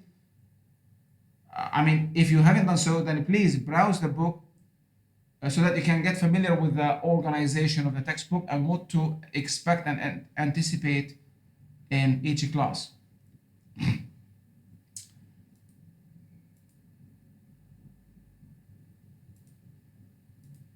What is the... Okay. This is recursive. You can revisit old steps after you've moved on to the editing process. Pre-writing happens before a single word goes on the page. This includes things like choosing a topic. Are you going to write about something that you know personally? Are you writing about a historical event? Maybe your topic is fictional. Whatever you choose to write about, you will need to do some brainstorming. How long will it be? What format will it be in? Will you have a dialogue? Or will it be a research paper with citations? Every type of writing requires different preparation. For a research paper, you might need to find online sources, peer-reviewed journals, or even interviews of experts on the topic. A science fiction story might need research into how things like lasers and spacecrafts work. Historical fiction might have you looking into styles of dress and manners of that time period. Using an outline will help you break down and organize the different parts of your paper. There may be changes as you go along, but an outline helps you visualize your writing as a whole, so it doesn't end up choppy and confusing for the reader to follow. Once you finish your outline, it's time to write your first draft. When you start writing, you do not have to start with the intro. Sometimes it is easier and better to start in the middle of your paper and add the intro later.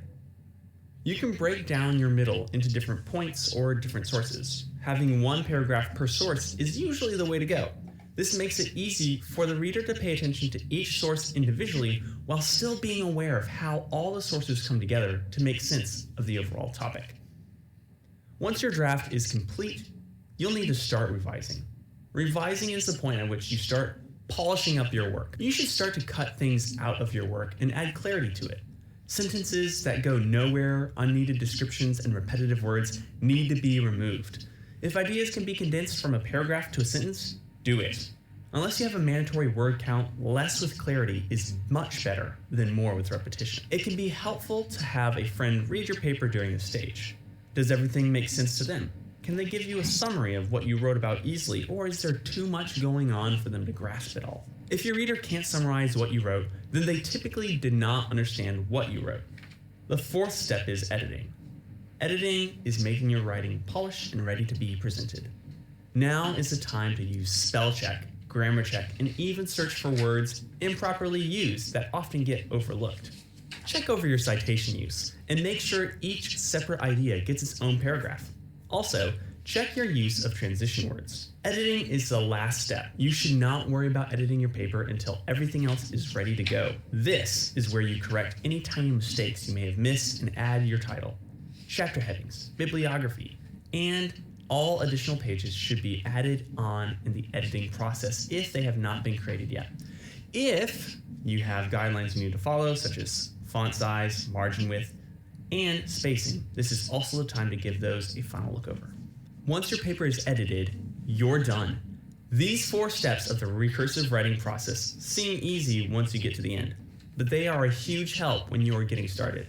So whether you're writing an essay for school or working on the next best-selling novel, you can use the recursive writing process to make your writing flow. Thanks so much for watching. See you next time, and as always, happy studying. All right, so now we're familiar with the concept of writing as a process, but this is just, the beginning, because all this will be revisited in the subsequent classes. This is just part of an introduction to the world of writing, but these will be explained in detail in subsequent sessions. The basic principles of effective writing. There are 3 basic principles.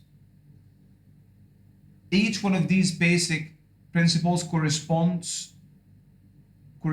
to one of the 3 steps of the process of writing. And so we've just said that the 3 steps of the process of writing are, who can tell me what they are?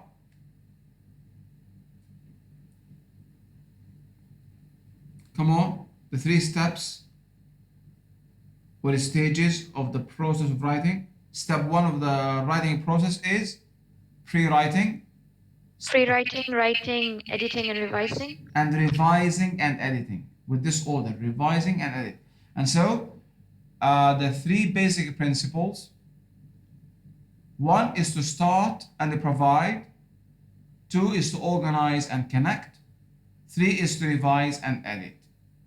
So, the first basic principle of effecting competent writing is to start with a clearly stated point and then provide logical, detailed support for that point. So this corresponds to the first, step.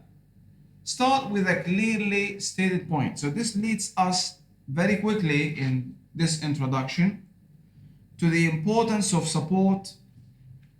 To the importance or to understanding point and support. The importance of understanding point and support in writing.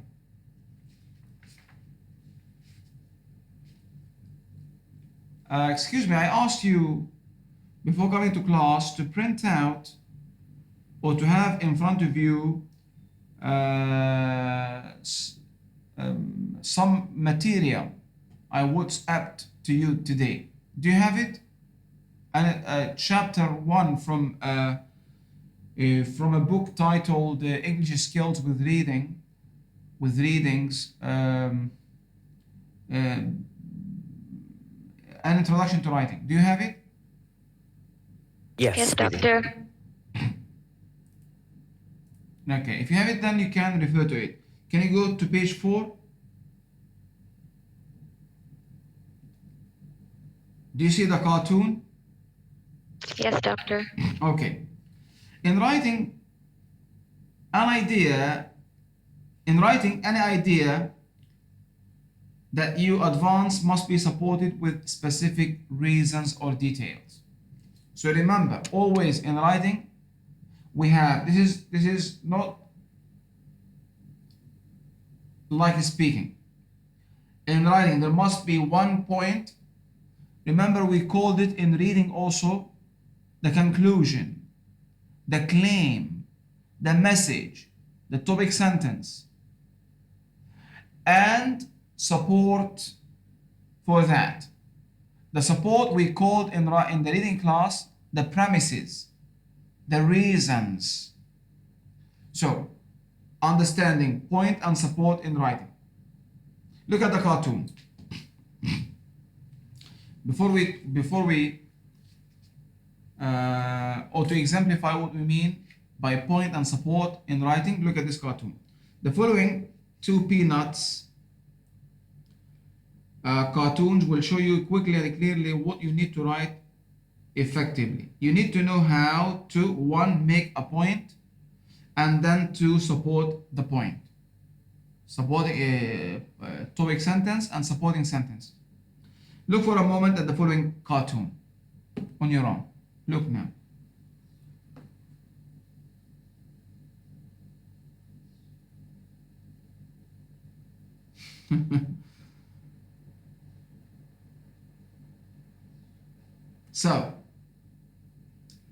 So what is Snoopy's point in his paper? What's the point?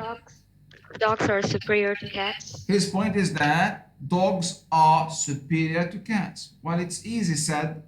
Let's see the evidence, the proof, the support. What is the support for his point? What's your answer? They just are, and that's all there is to it. Really? That simple?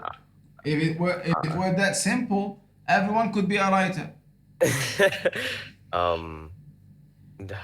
Well, according to the comic or the picture, there is no support, I guess. There is no evidence at all. Yes. And I think you can look at the cartoon again. Can you see how he looks, the guilty look, as he says it? Because he's not. He knows that there's something wrong. That he has said nothing to support. He has no point to back his claim. You can see the way he looks now, feeling guilty. Because he has no evidence. He's just bullshitting you. And so, what he said, I mean, the support he said for the point, they just are, and that's all there is to it, is no more than empty words. Empty words, nothing. So while this may pass in speaking, in talking, this cannot pass in writing. You should expect that readers are smart and readers are clever. You cannot bullshit them easily. You have to have, look at his reason. Well, they just are, and that's all there is to it. Really? How smart? Well, how stupid? To write effectively, you must provide real support for your points and opinions. That's your argument.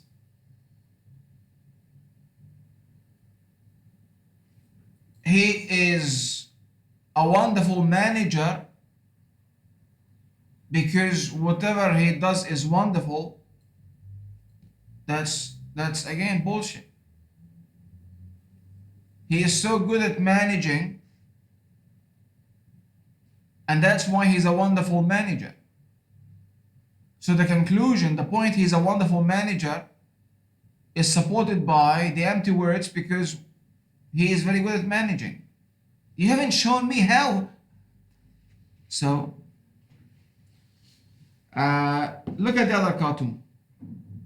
Now look at this other cartoon about Snoopy as a writer. But now as a writer, not as a dilettante, as an amateur.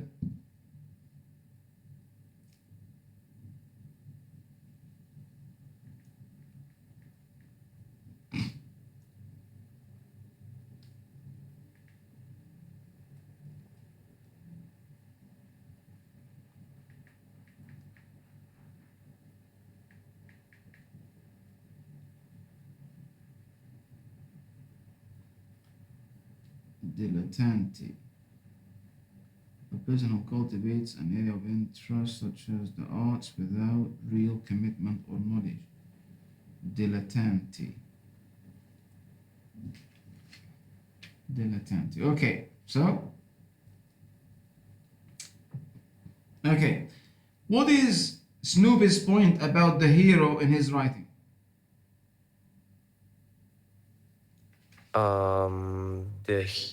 His point is that the hero's life has been a disaster. A disaster. Fucked up in every sense. Okay, that's his point.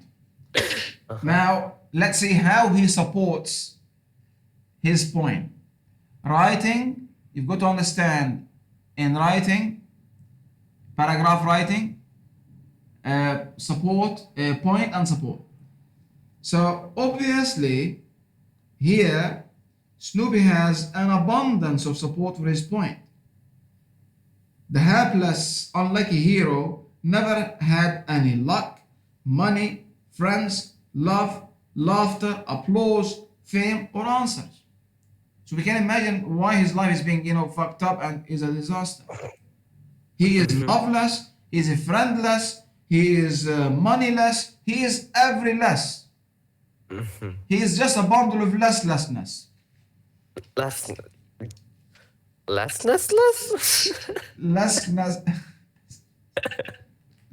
Lesslessness. I am making my own words.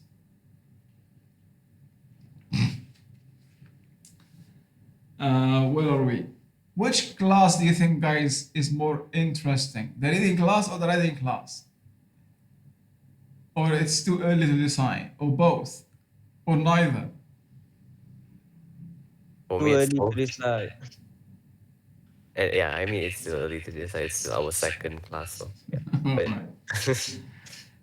Snoopy's composition is that he does not use enough supporting details to really prove his point. I mean, okay, this time is better than the previous time. He's got a lot of supporting point, but the flow, F-L-A-W, the problem in his composition is that he does not use good support. He has many supporting points, but not good support. He's just playing the opposites game. Happy, sad. Tall, short. Just playing the opposite games. He wanted to be loved, but he died unloved. He wanted to be a friend, but he's friendless. So as readers, we wonder who the hero wanted to be loved by: his mother, a heroine, a beagle, a cat. So there isn't a substantiation in the support. There are many supporting points, but not good ones, not substantiated. And that's why we have, even remember when we in reading skills, we have supporting points, and we have also, the supporting points can be major and minor. We've said supporting sentences, there are major supporting sentences and minor supporting sentences, further supporting, buttressing, backing, exemplifying major supporting sentences. So he does not lack in support points, but his points lack substantiation. Not enough substantiation. Are you familiar with this word?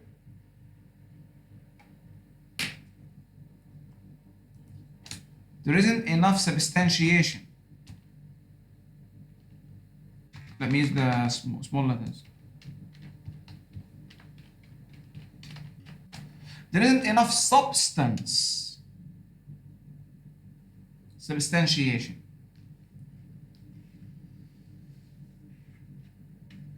Point and support in a paragraph. So this is in a cartoon. But in writing, your point would have to be backed up with specific premises, reasons, and details.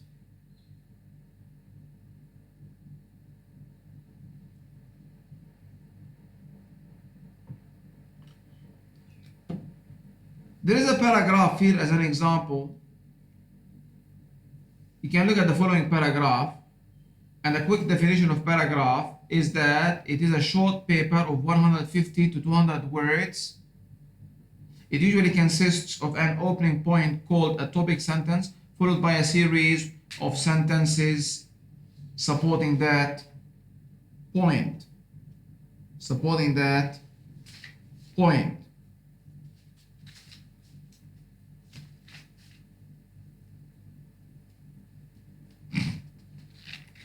So please take a look at this paragraph and see how the writer supports his point. What is his point to begin with? What's the point? Working in an apple plant, apple factory, was the worst job I ever had. This is the point. Now look at the support the author is using to support, to convince the reader why, how, this job at the apple plant was his worst job in his life. Look at the support.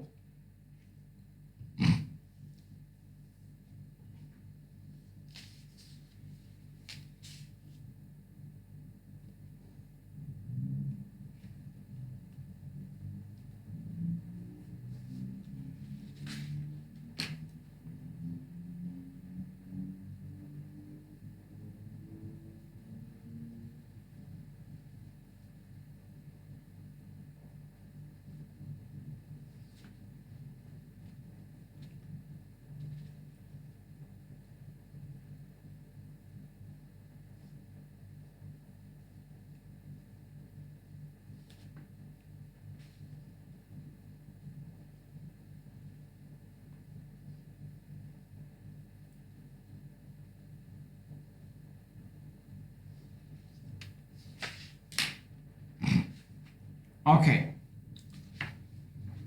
So the evidence that supports the point in a paragraph often consists of a series of reasons followed by examples, minor details that support the reasons. So a quick definition again of a paragraph is that a paragraph is made up of a point. A paragraph is made up of a point and a collection of specifics that support the point. A collection of supporting sentences. A paragraph is made up of a point and a collection of specifics, specific details, reasons, evidences that support and back up that point, the point. Supporting evidence, remember, can be in the form of facts, in the form of personal experiences, personal observations. The 9 types of evidence of supporting details we discussed in the reading class. Legal documents, historical data, expert testimony, etc., etc. So any type of supporting detail.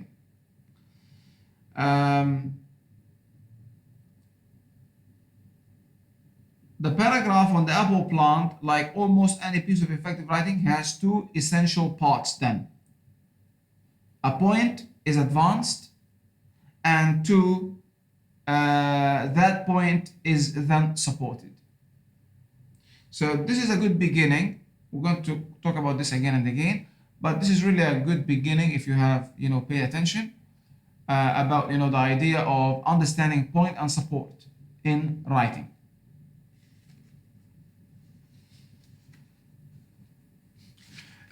Before I move on, I would like now to talk about the assignment. I mean, this assignment is a portfolio assignment, portfolio composition, meaning every week you're going to add a piece to it. What's a portfolio? A portfolio is a collection of purposeful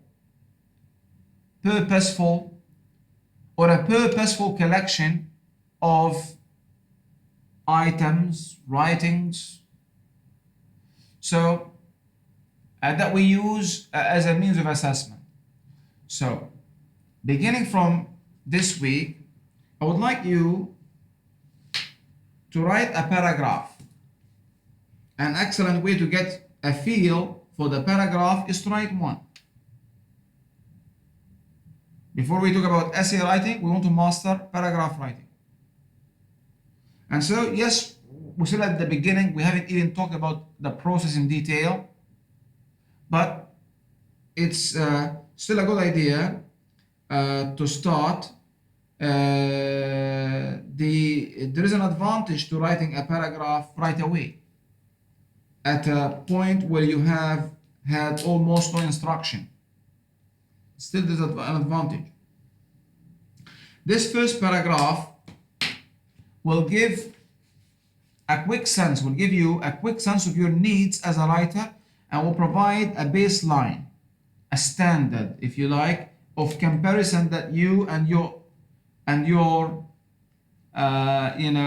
teacher, in this case me, can use to measure your writing progress during the semester.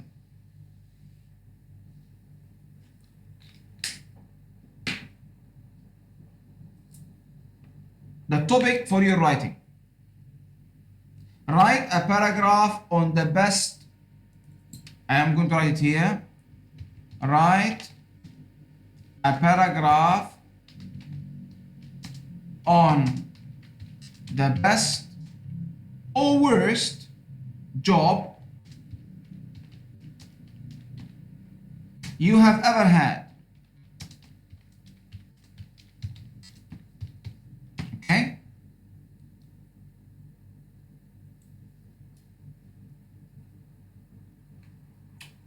Don't think about it now. When you go back home over a cup of tea, write a paragraph on the best or worst job you have ever had. And follow the example of the paragraph we have just read. And so you need to provide 3 reasons why your job was the best or worst job, and give it plenty of details to develop each of your 3 reasons. Major supporting details and minor supporting details. Now the topic then should be your best job or your worst job. My best job, my worst job. You follow the example on page 6. This has to be, remember the assignment, this has to be done individually, and then you do what I told you later. After you do it individually, exchange your piece of composition. This is going to be done weekly. Exchange your piece of, every week I'm going to give you a topic.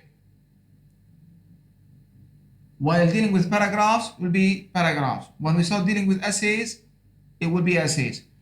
So compose your piece of work individually, and then exchange your pieces of work, and then agree on a time to sit down, whether physically or online, to discuss the pieces of each group, and to come up with a decision to select a piece, and then WhatsApp it or send it to me.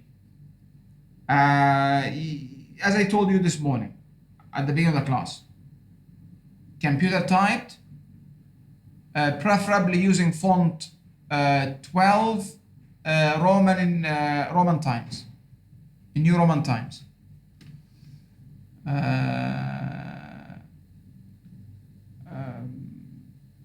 So this is supposed to be the best piece among the other 4 or 5 or 6 pieces. Okay, it will be as it will be, you know, will reflect you as a team. So you can refine it and improve it after you select the best. So this will require cooperation,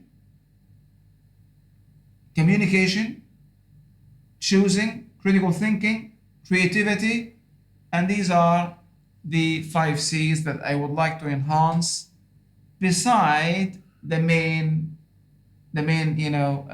issues this course deals with. So by the end of this course, I want you not to be only writers, but I want you to be also, collaborators, communicators, good thinkers, etc., etc. Where are we? Are we clear on task 1 and assignment 2?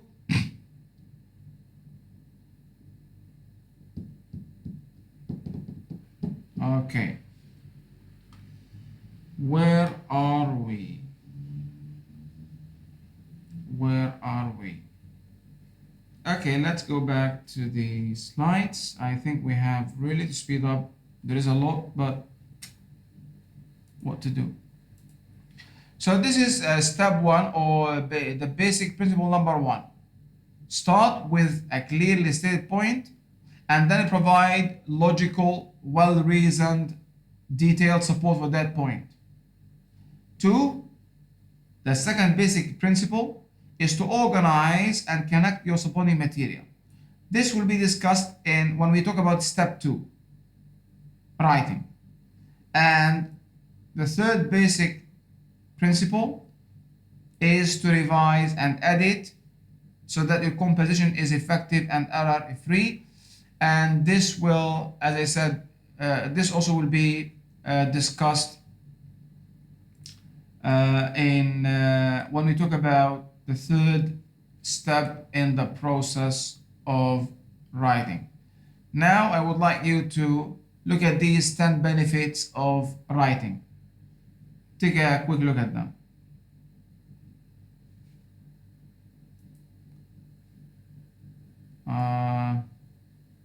You can't see them now, can you? When okay, I'll postpone what I want to do after the class.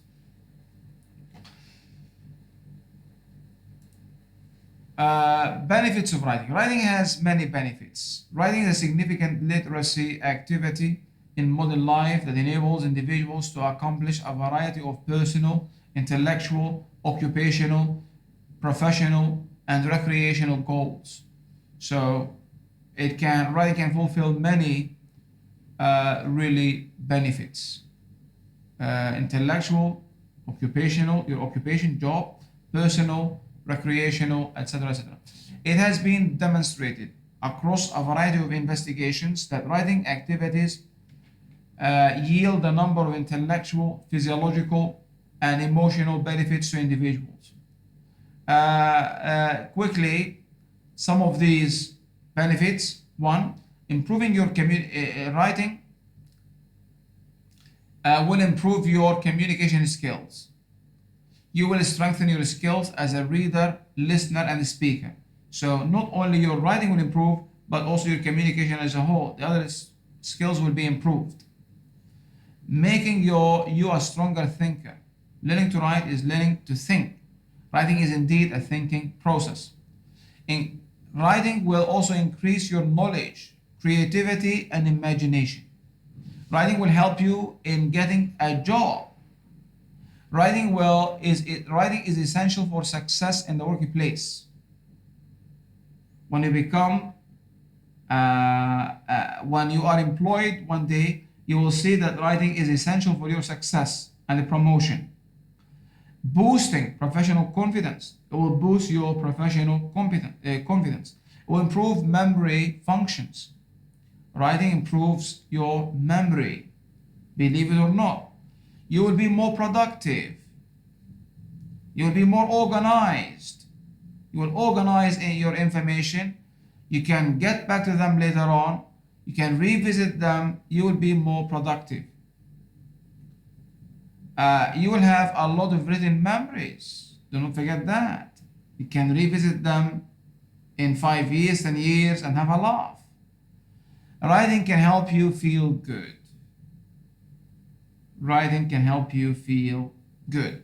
Let's watch this lady talking about some benefits of writing. Again, we need to go to the link.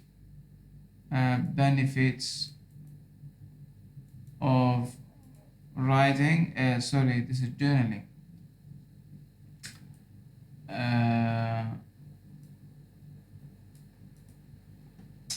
Well,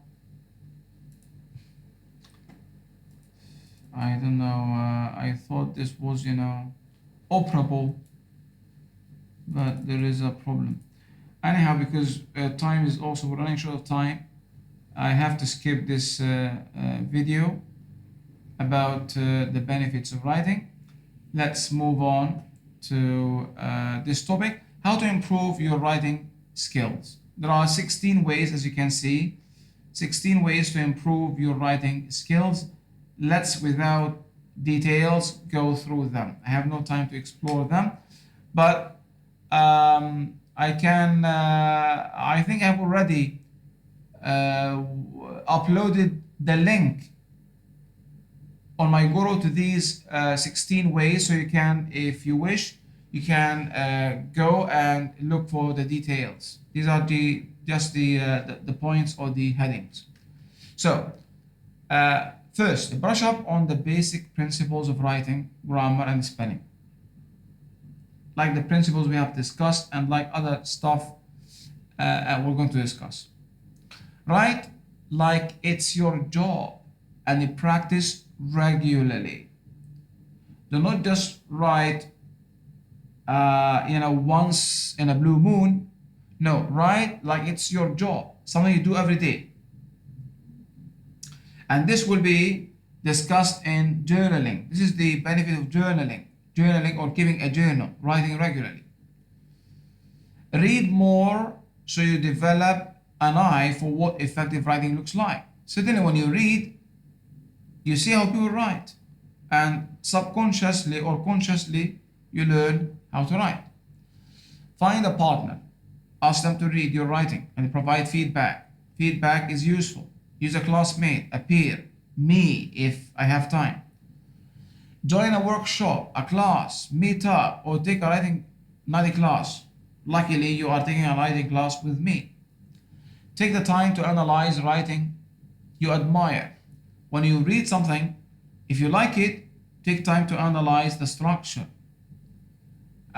Imitate writers you admire. Try to spend time looking at their sentences, structures, paragraphs, and imitate them. Outline your writing. This we shall discuss when we talk about the first step in the writing process, pre-writing. The importance of outlining your writing after brainstorming. Revise and edit your writing. This is the third stage or step in the writing process that we're going to talk about. Revising and editing. Accept that the first drafts are almost always crap. Unless you accept that the first draft or the drafts are bad writing, you cannot improve. So do not think that having produced the first draft or the second or even the third, you've done an excellent job and now this is your product. If writing is rewriting, we stress the importance of or the nature of writing being recursive, iterative, ongoing, continuing, zigzag. So accept this. It is hard, I know, but if you want to improve your writing skills, you've got to accept this, to lump it. You have to eat frogs, really. You have to eat frogs. I know you don't like frogs, but you have to. Find an editor who demonstrates patience for spotting errors. Eliminate unnecessary words from your writing as you revise. Avoid tautology. Avoid redundancy. Avoid wordiness. Take a stroll down memory lane, meaning review your earlier work and see how you've grown. This will give you a good feeling. When you look at your ability a year ago, when you look at your ability now and compare it with your then, this will give you, a feeling or a sense of achievement, accomplishment, because you will see the difference. Don't be afraid to say what you mean in what you write. Speak your mind. Speak your mind. Don't be afraid.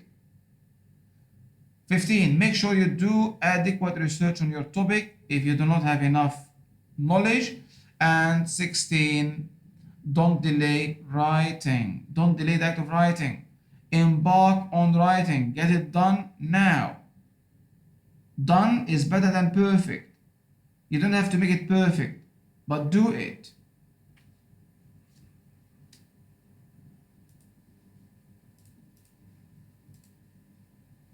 Do it. Don't procrastinate. When I give you a piece of work, don't wait until the 11th hour. As a group, there should be a leader. Agree on a leader for each group. An Amir. A leader.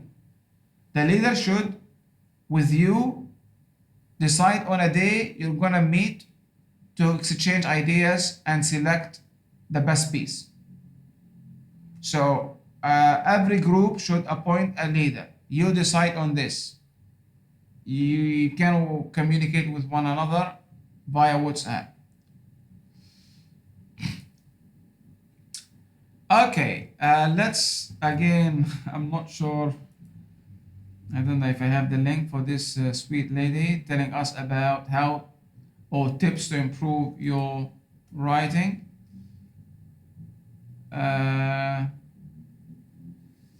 This is the link for the 16 ways for further explanation. It is uploaded.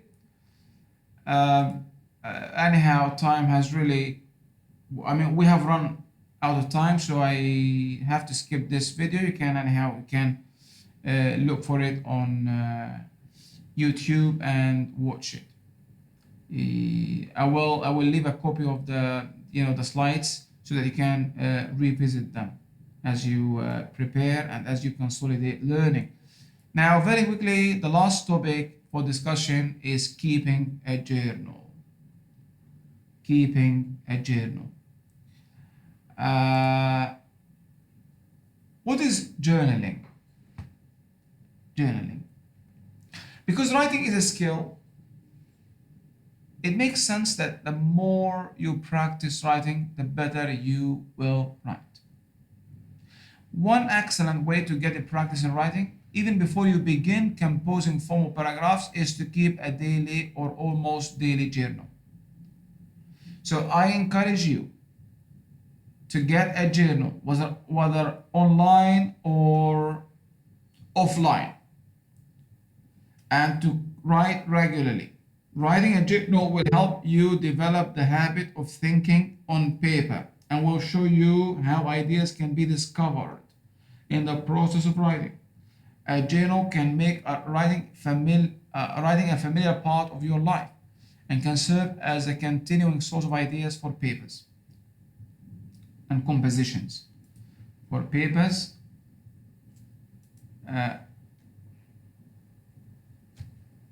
for compositions and papers.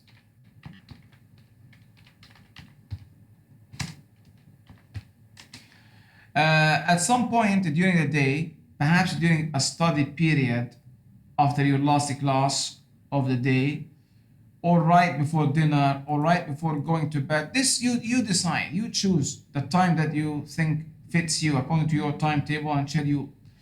Spend 15 minutes. You don't have to spend the whole day, just 15 minutes or so. Writing in your journal daily.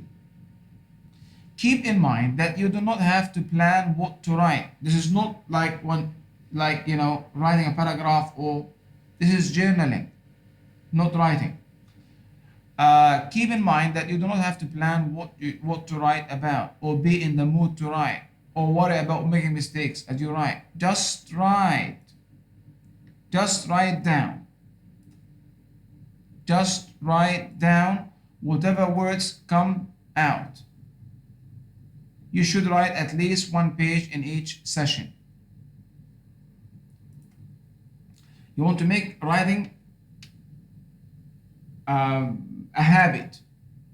When we talk about reading, we stress that to become a proficient reader, you need to read extensively, whole books, every day, making reading a way of life, part of your daily schedule, part of your lifestyle. Similarly, writing is also a skill. To develop it, make it part of your life. Write daily. Journaling is not stressful because you just write it freely, without the conventions of formal writing. Just what comes up to your mind. A tree, a dog, an incident with a classmate, your thoughts about the class you had, a film you saw, whatever that comes to mind, something, and write about something. In a relaxed manner. Free writing.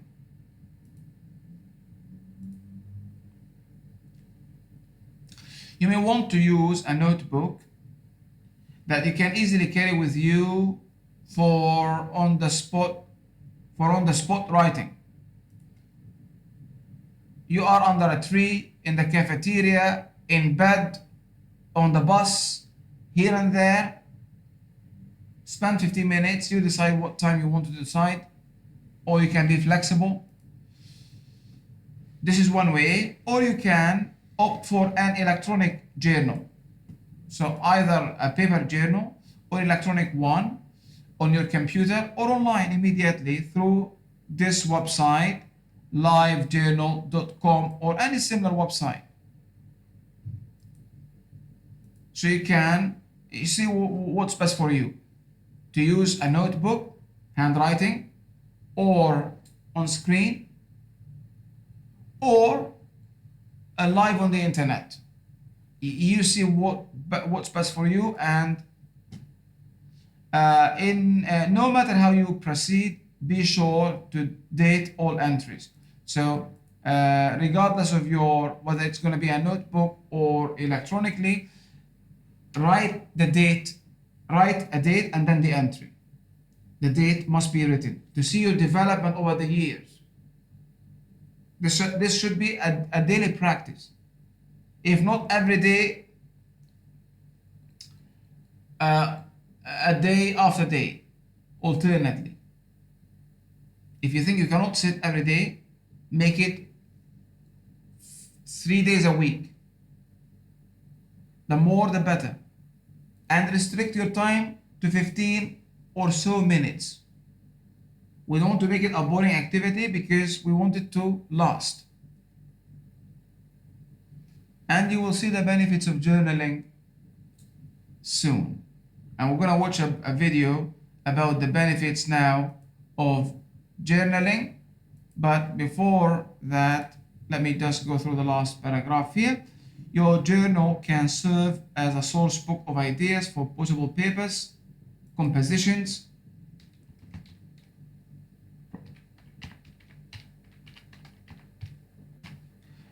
more important, keeping a journal will help you develop the habit of thinking on paper, and it can help you make writing a familiar part of your life. Let's end up with this video about today journaling. we're going to discuss the benefits of using a journal to combat anxiety.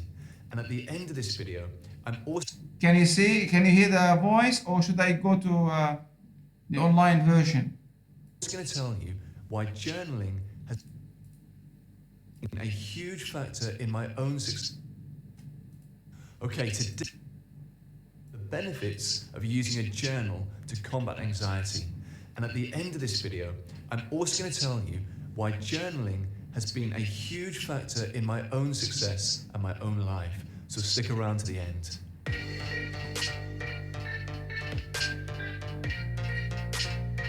Guys, what about the volume? The quality of the sound, okay or not okay? It's quite okay. Okay.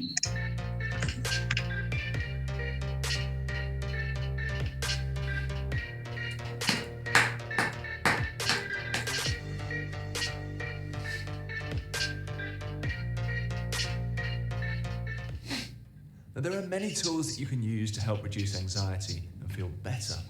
Now, one of those tools is journaling. Now, whilst it's an easy thing to do, the benefits that you can get from this really might surprise you. All that you need is a pen and a notebook. The journal doesn't have to cost a fortune, or it doesn't have to be anything fancy. It simply needs to be a log to get your thoughts down on paper and learn some amazing things about yourself in the process. And it's never too late to get started. Now, I'm going to share just a few of the many wonderful benefits of journaling. And these were posted in meditationrelaxclub.com. Now, the first one that they talk about is it's a new beginning. Now, if you're going through a time in your life when things are changing, or you want to make changes, there's no better place to start than with journaling. With these fresh blank pages ahead of you, it can be an exciting time to write down your daily progress on how your life is unfolding. It helps you get focused and helps you get mindful about what's going on inside your head. It helps you to ask those great questions like, what do you want to change in your life? How do you picture your life a few months or a few years from now? Write it all down. And the second one they talk about is digging deep. Because this is your personal journal, you can feel free to write down your honest feelings about anything. And it gives you the opportunity to dig down real deep into your mind and put those feelings down into words. And it helps get things off your chest and off your mind. And doesn't it always feel good to vent? And with this, no one's going to judge you or criticize you, because the pages of your journal will be for your eyes only. There's nothing that you'll feel guilty about or regret about, because it's done privately. By writing down your fears, your problems, your struggles, you may be able to find solutions that you haven't thought about before. It's an extremely effective and a healthy way of working through things that you struggle with. Now, the third one they talk about is to learn more about yourself, because as we write down our innermost thoughts and our innermost feelings about everything and anything, you may really learn more and more about yourself. You'll be able to identify what motivates you and resolve issues more easily. It helps you to focus on the positives in your life that you may have just forgotten about. And it may trigger past memories and experiences that can be helpful with your current situation. You can look at yourself from a different angle and discover things about yourself that you never realized before. Now, the next one they talk about is it's a break from your current circumstances. See, whilst journaling helps capture thoughts and feelings about current life events, it can also provide you with an easy way to escape from certain problems you're experiencing right now. Now, the pages of your journal are a blank slate or a canvas that you can take anywhere that you want it to go. If it makes you feel good to focus on the vacation of your dreams, write all the details down. Let yourself go there on paper for even just a few minutes. What an amazing mood booster and a stress reliever that is. Now, the fifth one they talk about is it helps you to get better health. Anything that helps you to relieve stress and relieve negative emotions is very beneficial for your health. Everything from lowering your blood pressure to fighting off depression, all of this can be gained by simply writing down your thoughts. And as you write things down, you don't have to worry about trying to remember each and every detail for every event. Just by simply getting thoughts down on paper, you're releasing them from your mind. And this allows you to concentrate more easily and lose the feeling of being overwhelmed. Once you clear your mind, you can deal with things as they are in that present moment, and you'll find it easier to relax. So as you've just heard, there are many benefits to journaling. If you need a healthy outlet to express your thoughts and feelings, working through life's problems, and just feeling better, just don't dismiss the power of simply writing it all down. And as I said at the beginning of this video, journaling has been a real life changer in my own life. I have many positive focused journals. I have ones that record my successes, even the smallest things, so I can go back and review these to pull me back into that positive mindset whenever I need it. I've also got one for my future objectives, and these, interestingly, I write them like they've already been achieved. Things such as, I have a successful hypnotherapy practice and I positively change the lives of people every day. Now, I wrote this before it even became a reality, and I have lots of other things, some of which have already been achieved, and some which will be achieved. Now, once we get in a great and positive frame of mind, we plant that seed in our hugely powerful intellectual brain. The growth of happiness and success can then begin. So get yourself a blank journal and get it today. Think of it as a canvas for you, and you are the artist of your life, and it's time today to create your masterpiece.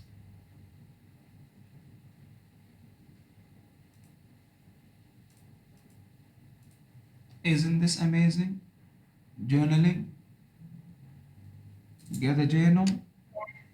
Think of it as a canvas, and you are the artist, creator, and maker of your life. Journaling. With this, I would like to end my class. I hope you found the class enjoyable and insightful. We shall meet next week with the 5 elements of good writing, beginning with, or let's postpone this until next week so that we can create some suspense. More pleasure is on the way. Any questions? I can't help waiting to see you next week, to hug all of you and to kiss some of you. See you next week.